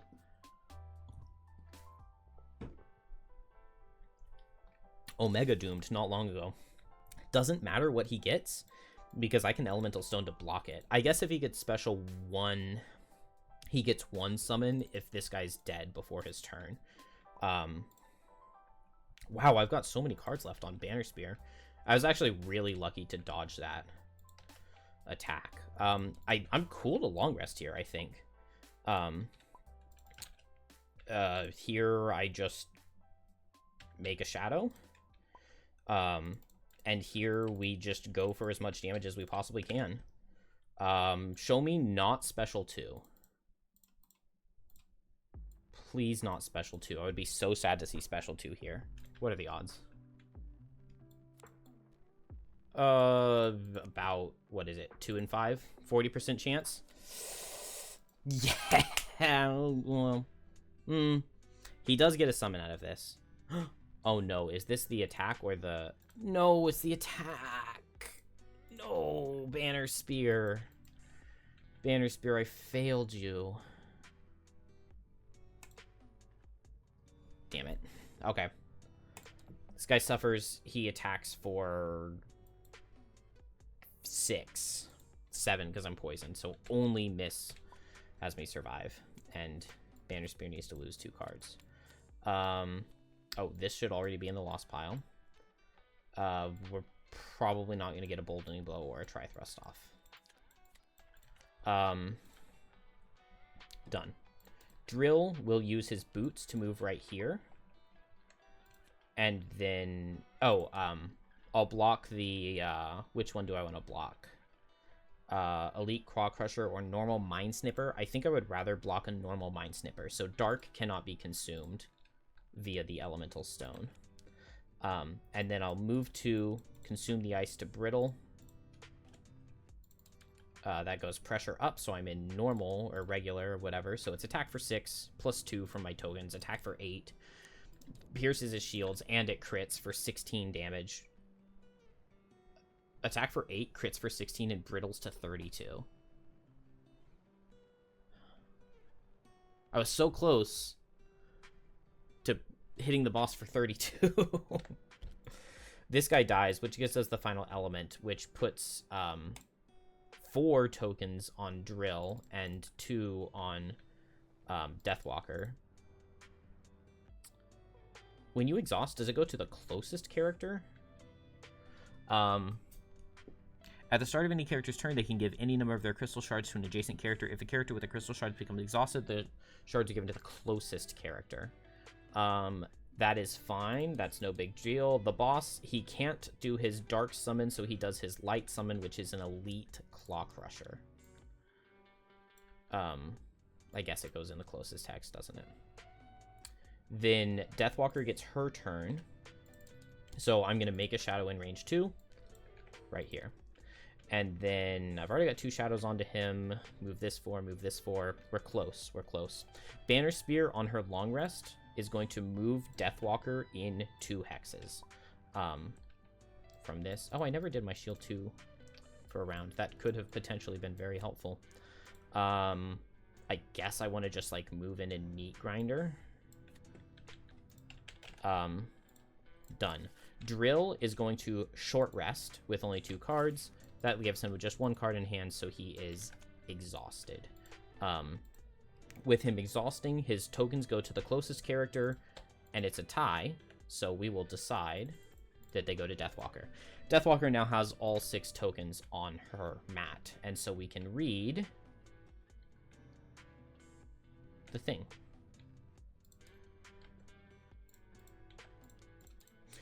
A blur of darkness and a screech. Another phantom lurker falls, black ichor bursting from his body. That makes 6. The lurkers, which had only a moment ago been vicious knots of carapace and shadow, are dead, which leaves only the would-be king.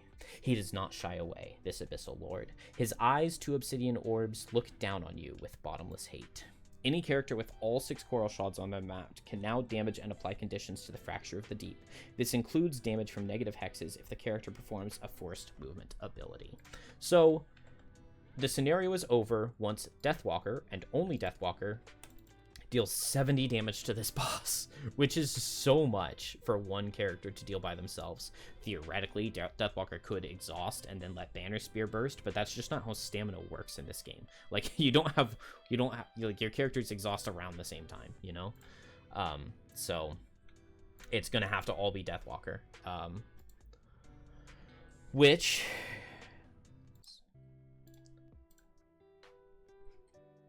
Man, is this just, like, that repetitive? It's like 12 hours, but it's the exact same thing the whole time. I swear. Okay. So we're on a new turn. We're not going until we have all of the shadows we possibly can. Which I guess means we can hopefully go next turn. I don't have boots, but we'll Fleeting Dusk this turn. I guess I just want Banner Spear tanking for me. Banner Spear could potentially move Deathwalker, but I think best bet is just going to be going fast, moving up, and tanking, right? We'll play these cards. We could potentially get a heal 1 regenerate into Deathwalker, but most likely... Oh, I just long rested, right? So I got all of these back. Most likely I'm not doing anything. I could run all the way over here to make the Claw Crusher run this way. Let's see. Hopefully we get the multi-target ranged attack out of the boss. Yeah, that's a possibility. Nope. He's fast, he's gonna move, and he's gonna spawn a Wave Thrower. Claw Crusher is gonna move and attack. I think there's nothing good for me to do on Banner Spear, except say goodbye. So I'm just going to move 4. Maybe right here. Move to right here. 1, 2, 3, 4, 5, 6, 7. And I can move there with a move 4 and Swiftness Potion. So, oh, and I'll go ahead and give myself shield 2 for the turn. He did not get the Armor Crush. So we'll use this Iron Will. Shield 2 for a turn. Boss goes. Special 2, he is moving with jump and attacking for 11. Attack 11, it would deal 12. Shield reduces it to 10. This shield would reduce it to 5, so it would still kill me, so I'll lose a card. Deathwalker is going to make a shadow. He also spawns a Wave Thrower, right? Normal Wave Thrower. Yeah, normal Wave Thrower.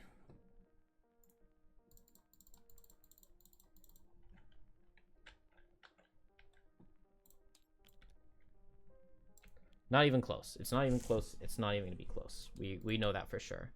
This guy has regular move, which is 3. 1, 2, 3.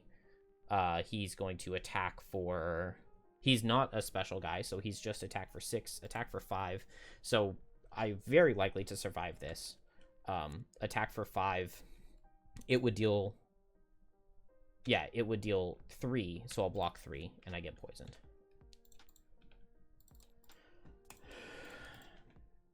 New turn. So, move all shadows 4, and I could Wave of Anguish this guy right now. Move this shadow over here, this shadow here, this shadow here, this shadow onto him, and this shadow right here. And Wave of Anguish kills. Or no, it doesn't kill. I can get it off.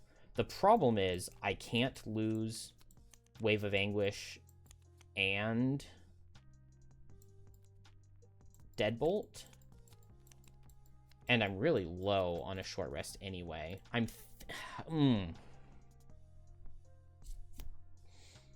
If I lose Deadbolt, I don't have the ability to move my shadows to get Wave of Anguish anytime soon.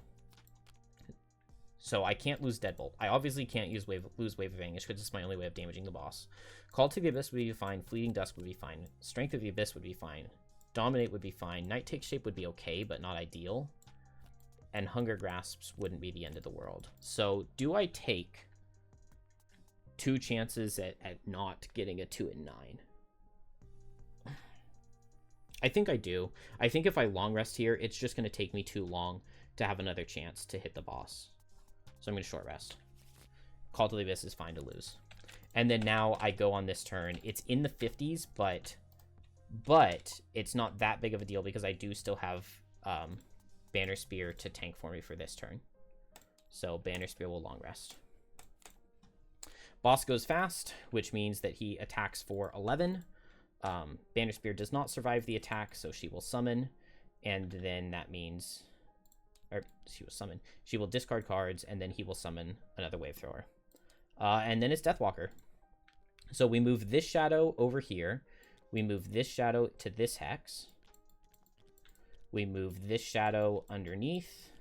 And we move this shadow here. They're able to move 4 because we enhanced Deadbolt.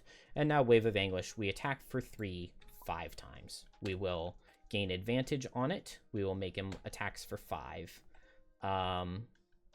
So the first attack for 5 does 6. On that 6 damage, we'll use the Glorious Bracelet to add 2 blesses.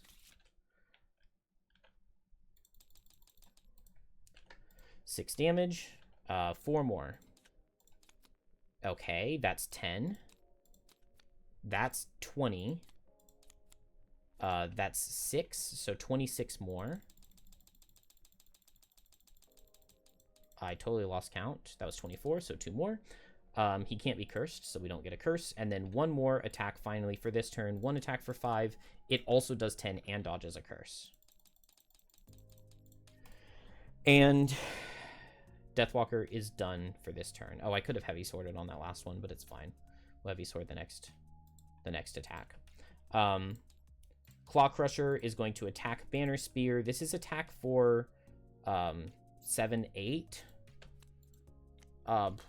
8 minus 2 does 6. Minus 2 would deal 4. So Banner Spear does exactly die to the attack, which means that both these Wave Throwers... Oh, they're just summoning. Just summoning. Oh. My overlay water tiles got deleted. We'll do this.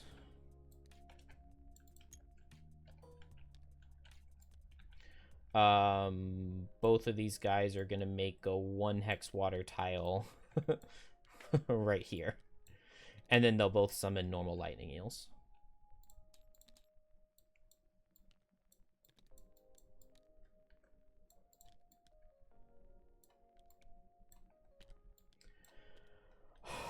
Man, this is just not guaranteed at all from here. I am in pretty good shape, though. I don't think I go into the boss yet. I think I go as fast as I can. I use Dominate to attack him, and I just run this way. And then next turn, maybe I can, like, Hungry Grasps him to hit him twice, and then teleport in with Night Takes Shape, and maybe that'll kill. Maybe. Night Takes Shape, buff it up to attack 6. Possibly. Lightning Eels are fast. I don't like that. Extra move. 1, 2, 3, 4, 5. 1, 2, 3. Attack for 2. Oh, it does 1. Attack for 2 only does 1 damage, and I survive. Deathwalker will eat this shadow. What is the boss doing? moving and hitting at range, hitting the furthest away without moving it, and standing still. So everybody else is standing still. It's just these damned lightning eels. Attack for 6 into the boss. I really wish that I could throw more. I may get attack for 7. No, because I could miss. So attack for 6 into the boss. Should have done 7, but it does deal 12. 16 health. So I've just moved 2 away from the lightning eels. And then I just hope that I'm faster than them next turn. I should not be in range 6. 1, 2, 3, 4, 5, 6. Yeah, I'm outside of range 6, so these guys don't hit me. Claw Crusher was just standing still. And then the boss has less moves, so he moves 1, 2, 3. And then he's not in range to hit me. So if I Hunger Grasps, I could pull him in, and then I could teleport in with Night Takes Shape. It would be attack for 3, attack for 3, attack for 3. That's not killing.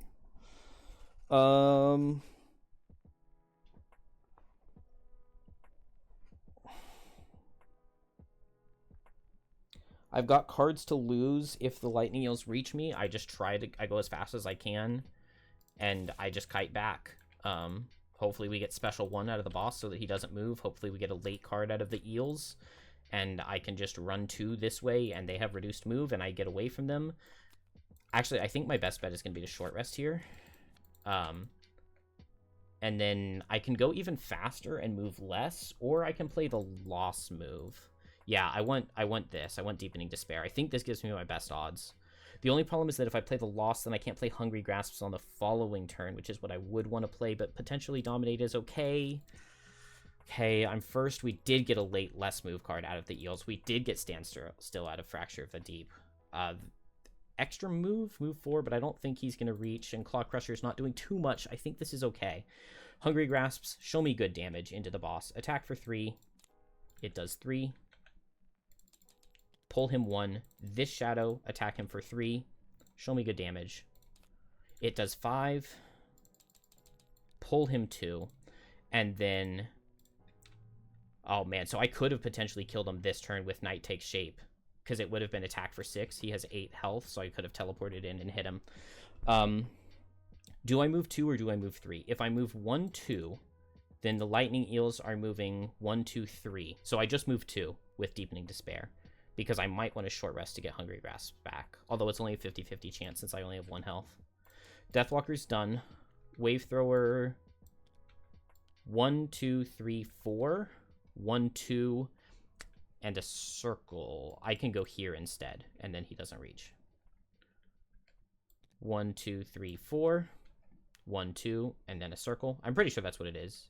The circle and not the triangle. The triangle's a later initiative. Claw Crusher, 1, 2, 3. Lightning Eels, 1, 2, 3. 1, 2, 3. And now I just attack the boss with Dominate, and I teleport with Night Takes Shape, and I just hope that I'm fast enough. I lose these 2 cards if the eels are faster than me. I have 1 pair of cards to lose in my discard if I need to. Yeah, I just have to kill the boss on this next turn. And that's my hope. Claw Crusher shields and retaliates. Then Deathwalker's next. I outspeed the Lightning Eels, which means that even if I don't kill him, I'm actually potentially fine. Use this shadow to attack him with Dominate. Attack for 7, +1 will kill. If I miss this next attack...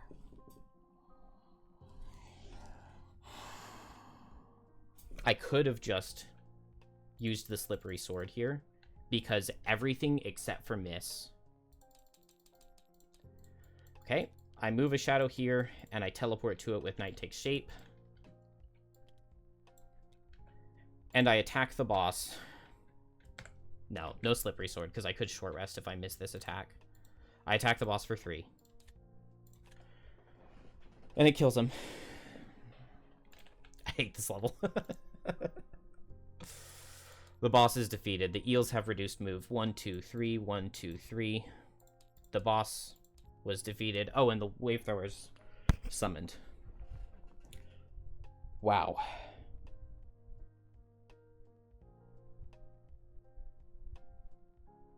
I don't know how it came together. I don't know how it came together, but it did. I don't think I messed up any of the rules. I think I played it relatively correctly. I just don't have the small water tiles, because I accidentally deleted them yesterday, day before, this morning. I don't know what's in this chest. Maybe I shouldn't hit it.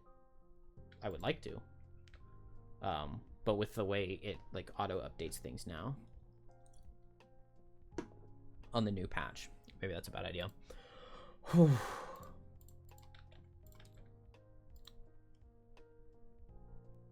What's the item it said in the FAQ we were supposed to get? Scenario 60 should have item 224 as a scenario reward. It says in the FAQ. Really?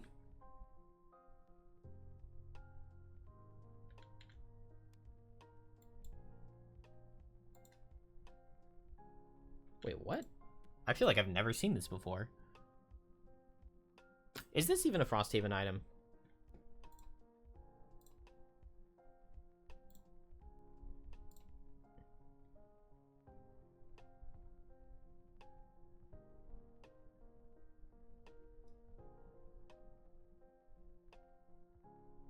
Oh, 224 isn't a bag item.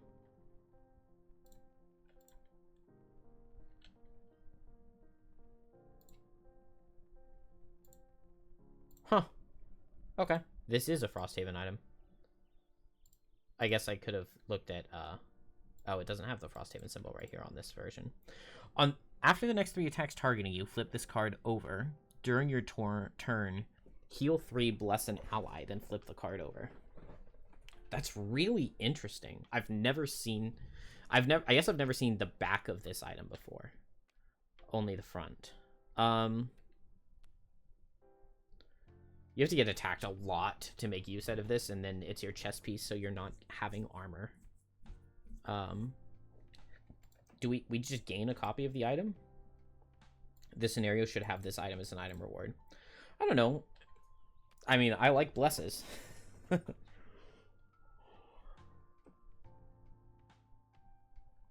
I think I would just give it to Banner Spear, and she can sell it for money.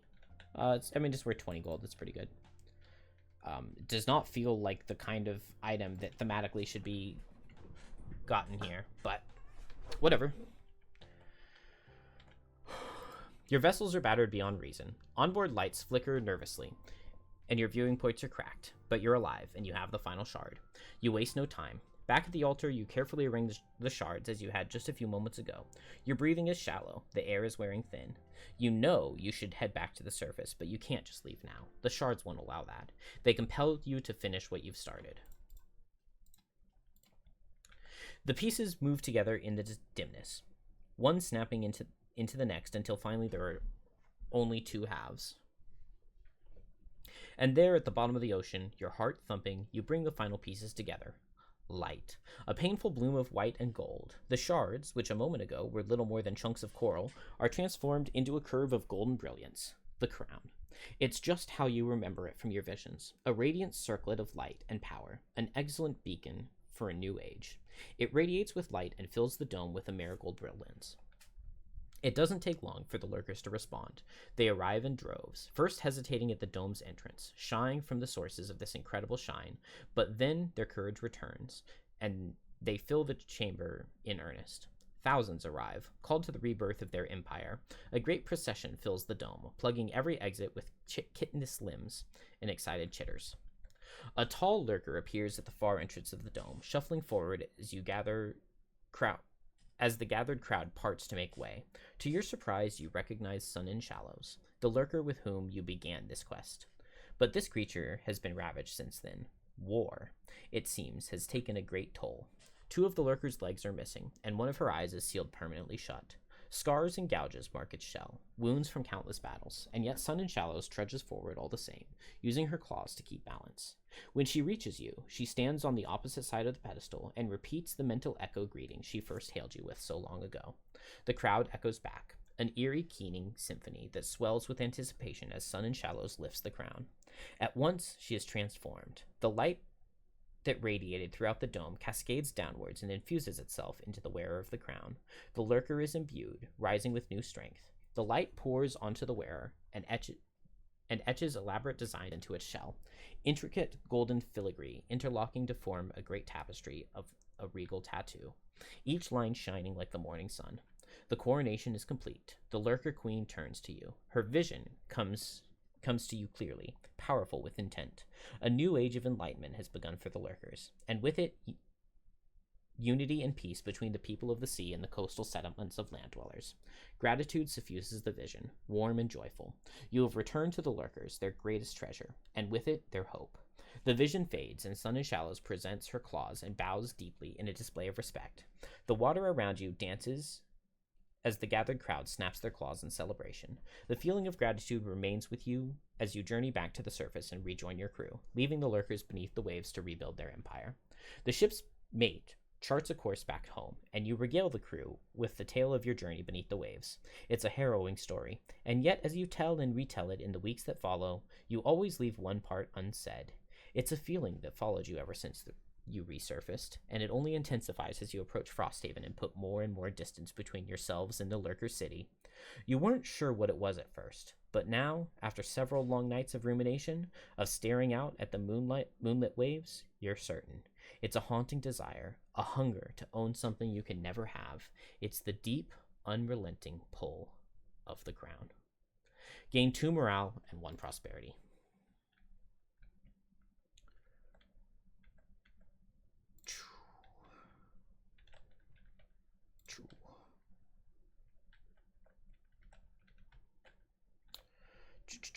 Gain 30 XP each. Unlock the other Lurker.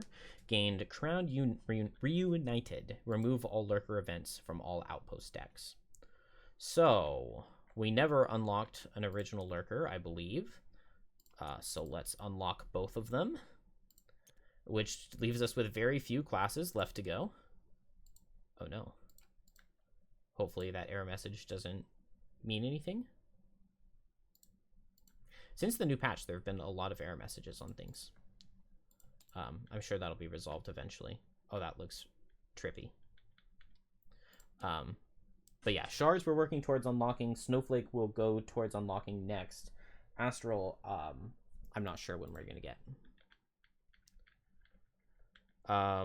30 XP each is a crazy number. So 42. 89. Does that mean we're going to level here? No, probably not. Although I might have missed experience somewhere. 41. I definitely know I missed experience on Deathwalker, but that's fine. Boom, boom. Crown Reunited and remove all Lurker events.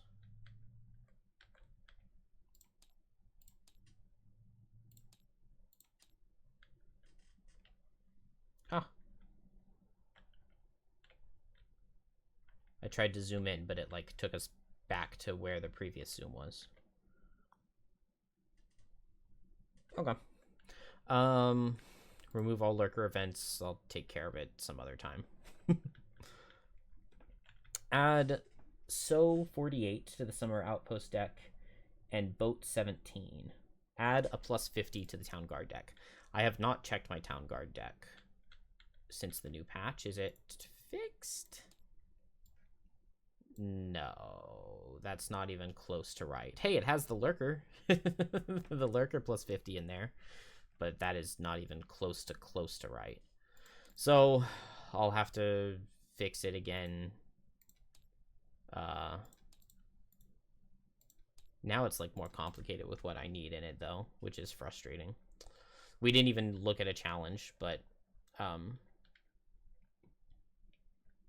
didn't want to. Summer Outpost 48 and Boat 17, I believe it was. Boat 17. There's not a shuffle button? Wait, why did they remove the shuffle button from all of these?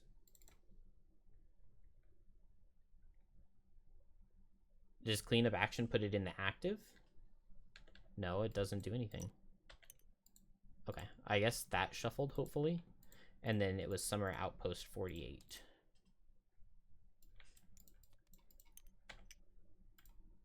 Hopefully that shuffled them. It made a sound effect like it did something. Plus 50 to the Town Guard deck. We'll figure that out eventually. And mark this as 1. It does the loot automatically, which is the most beautiful thing I've ever seen. Did we do battle goals? Undamaged monster? No. Never end a turn adjacent to an ally. I think I did get that. I do believe I did. So we'll grab a check mark there. Oh, our final check. We'll just take this. Yeah, that's fine. Barely didn't level. And closer, kill the last enemy to die. That she did. She was the only one alive, so. But we don't really care about checks here, do we? Because we're literally not taking any more perks.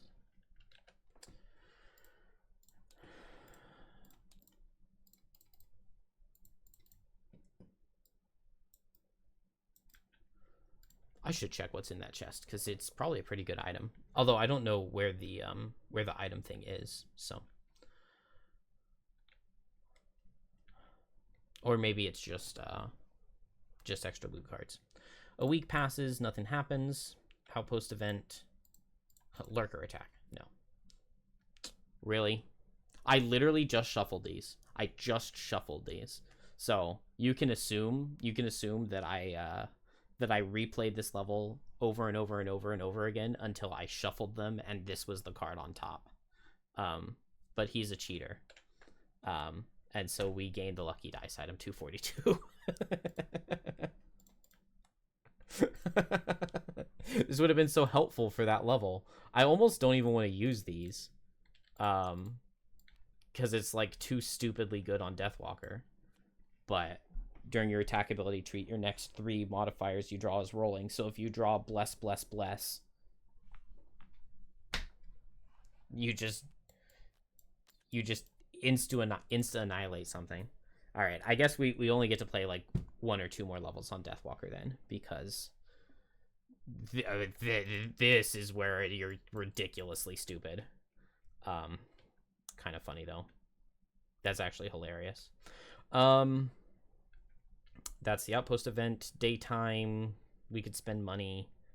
Do I have someone to spend money on? I guess I don't mind spending money on Deathwalker at this point. It is 2 for 2, so 4 is 12 for 2 of each. Wait. Yeah. 2 for 2, so we lose 12, and we get 2 of each. Yeah. 4 gold for 2. Okay, yes. I did do that correctly. And then we get our herbs from the garden. Boom, boom. I need to... Which ones can I 2 for 1 for? Not Axenut, not Rockroot, not Arrowvine. Okay, so let's go ahead and sell 2 Axenut for the unhealthy mixture, and then we'll just return that unhealthy mixture back into an Axenut now that we can. And then, so now Rockroot's the only one that we can't. We'll get rid of 2 Arrowvine, and get a Flame Fruit out of it. We'll get rid of 2 Corpse Cap and get a Snow Thistle out of it. And maybe we'll just leave it like that. And now we have one of everything. And I just need to get 1 more Rockroot from a scenario, and then I can unlock all of the 2 for 1 recipes. But now at least we have a little bit of everything. Actually, I can just disenchant a Rockroot potion, can't I? I could get rid of this healing potion. Let's do that. Let's get rid of this healing potion. We'll disenchant it into a Rockroot. That gives us a Rockroot right here. Then we'll 2 for 1 Rockroot into the unhealthy mixture, and then we'll get 1 Rockroot back out of it. So now we can 2 for 1 anything, and we've got 1 of everything. And actually, do I have any things here? 1 and 2. And 2. And 1. So 2, 2, 2. I actually had a fair number of herbs on me. Beautiful. This is looking fantastic for the next characters that we create. It's very, very nice. I think next level I'm going to play is this Relic Renewed. Although it's a boss fight and we just got the lucky dice, so maybe not. I lost a ton of morale when reading the event that unlocked this, so I would like to go play that level and get that morale back. I also really want to go on this relief effort quest. So maybe we'll do this relief effort quest line first, and then we'll do Relic Renewed. But I might just retire all my characters after finishing the relief effort 1, 2, 3. And then we'll start the new characters on Relic Renewed. What do I need to retire everyone? This one is just a lot of items, right?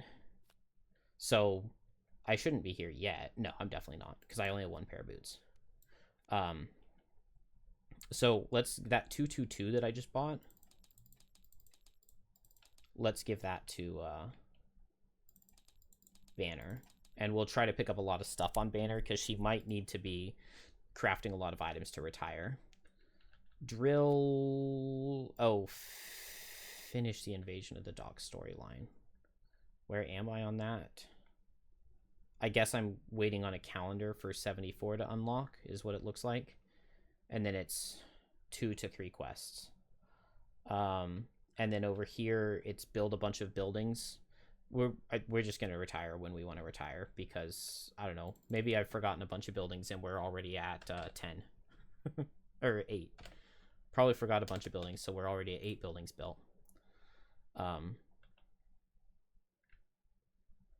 That might even be accurate, I don't know. Alright, we've got level ups. So we hit level 8 on Banner Spear. We'll get to take 1 more of these. Let's take a +2 push.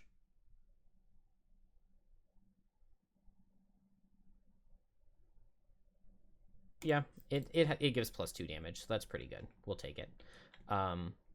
Level 8 cards. I know I was considering the other level 7. Oh, I have to make this decision already.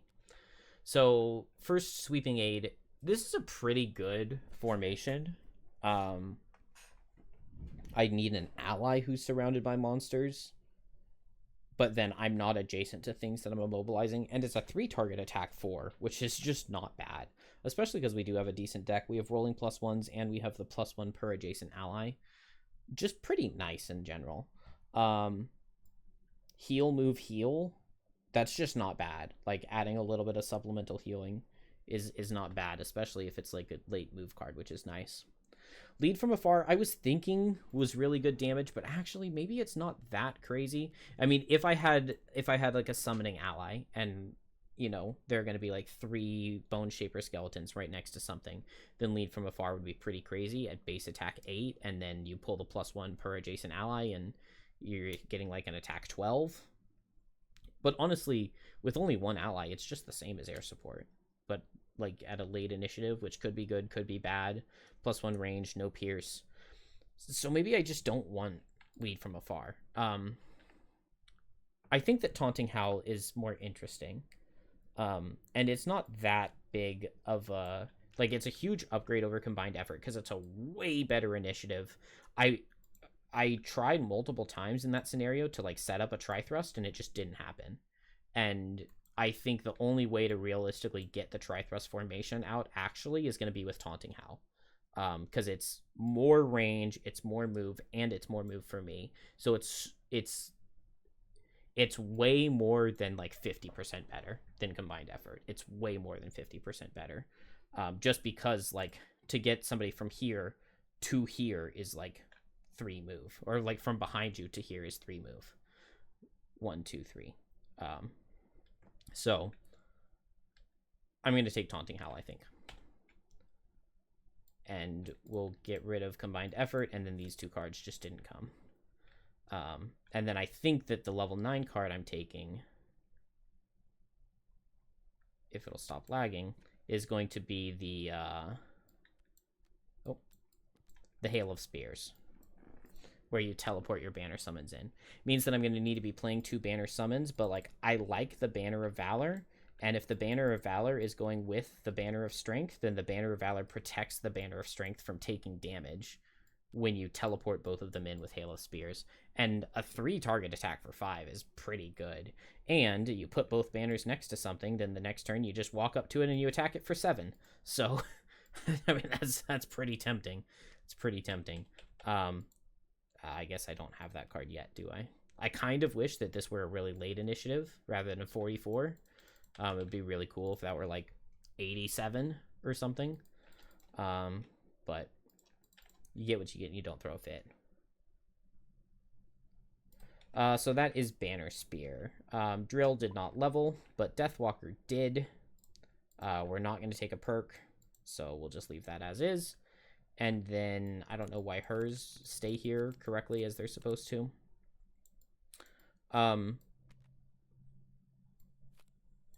So what are the possibilities here?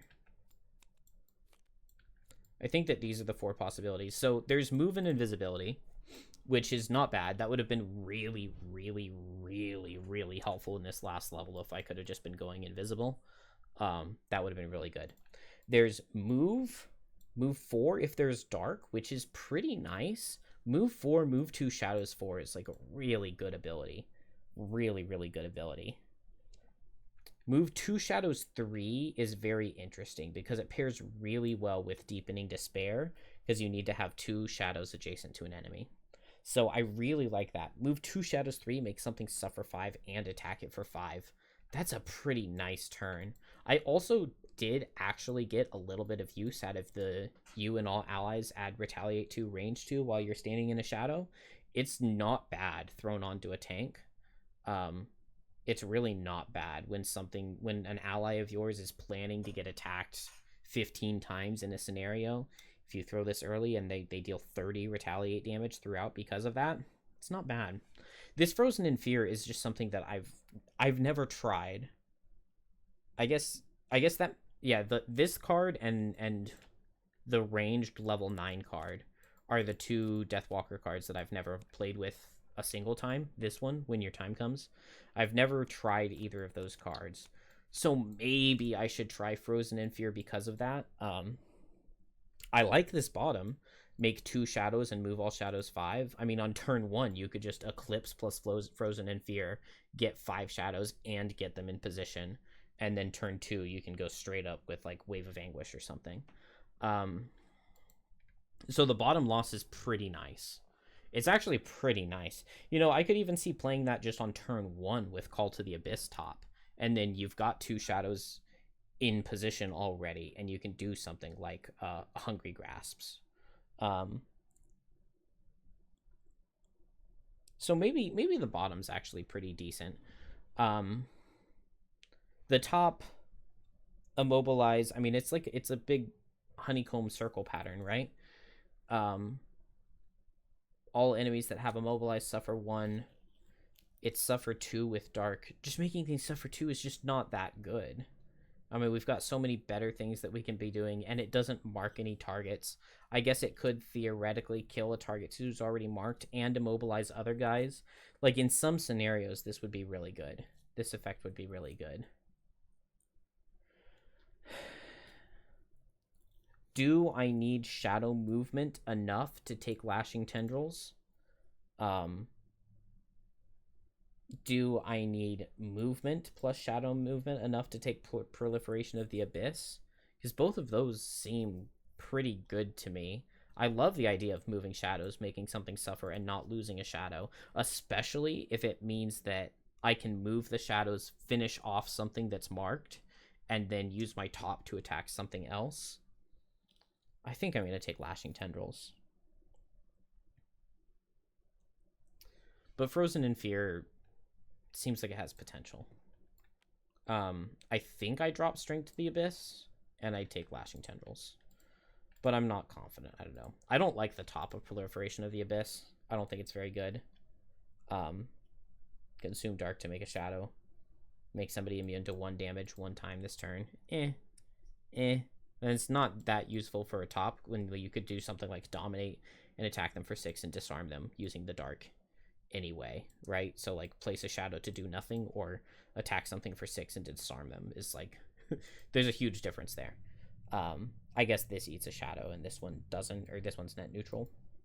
But if you kill a target, you get a shadow out of them. So I don't know. Maybe I should try Frozen in Fear. Maybe I should. Maybe I should. And that's that. Any buildings to build? The problem is that I'm a little bit tight on resources. I can build any of these.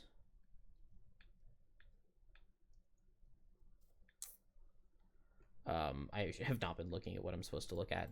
Stables? I would like to do stables, but 676 is pricey. Oh, okay.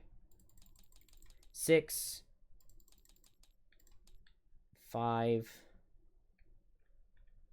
6, and then 7. We'll take 5 and 1, and it gets reduced by 1 in cost because of my carpenter. So stables upgraded. And now we get to bring 2 pets per scenario. So I should have done that a while ago. I need to be capturing more pets, but maybe we'll do that on the new characters. We'll have one of them start with the net and try to capture some things. And that gives us another building built to get up to 9, and prosperity.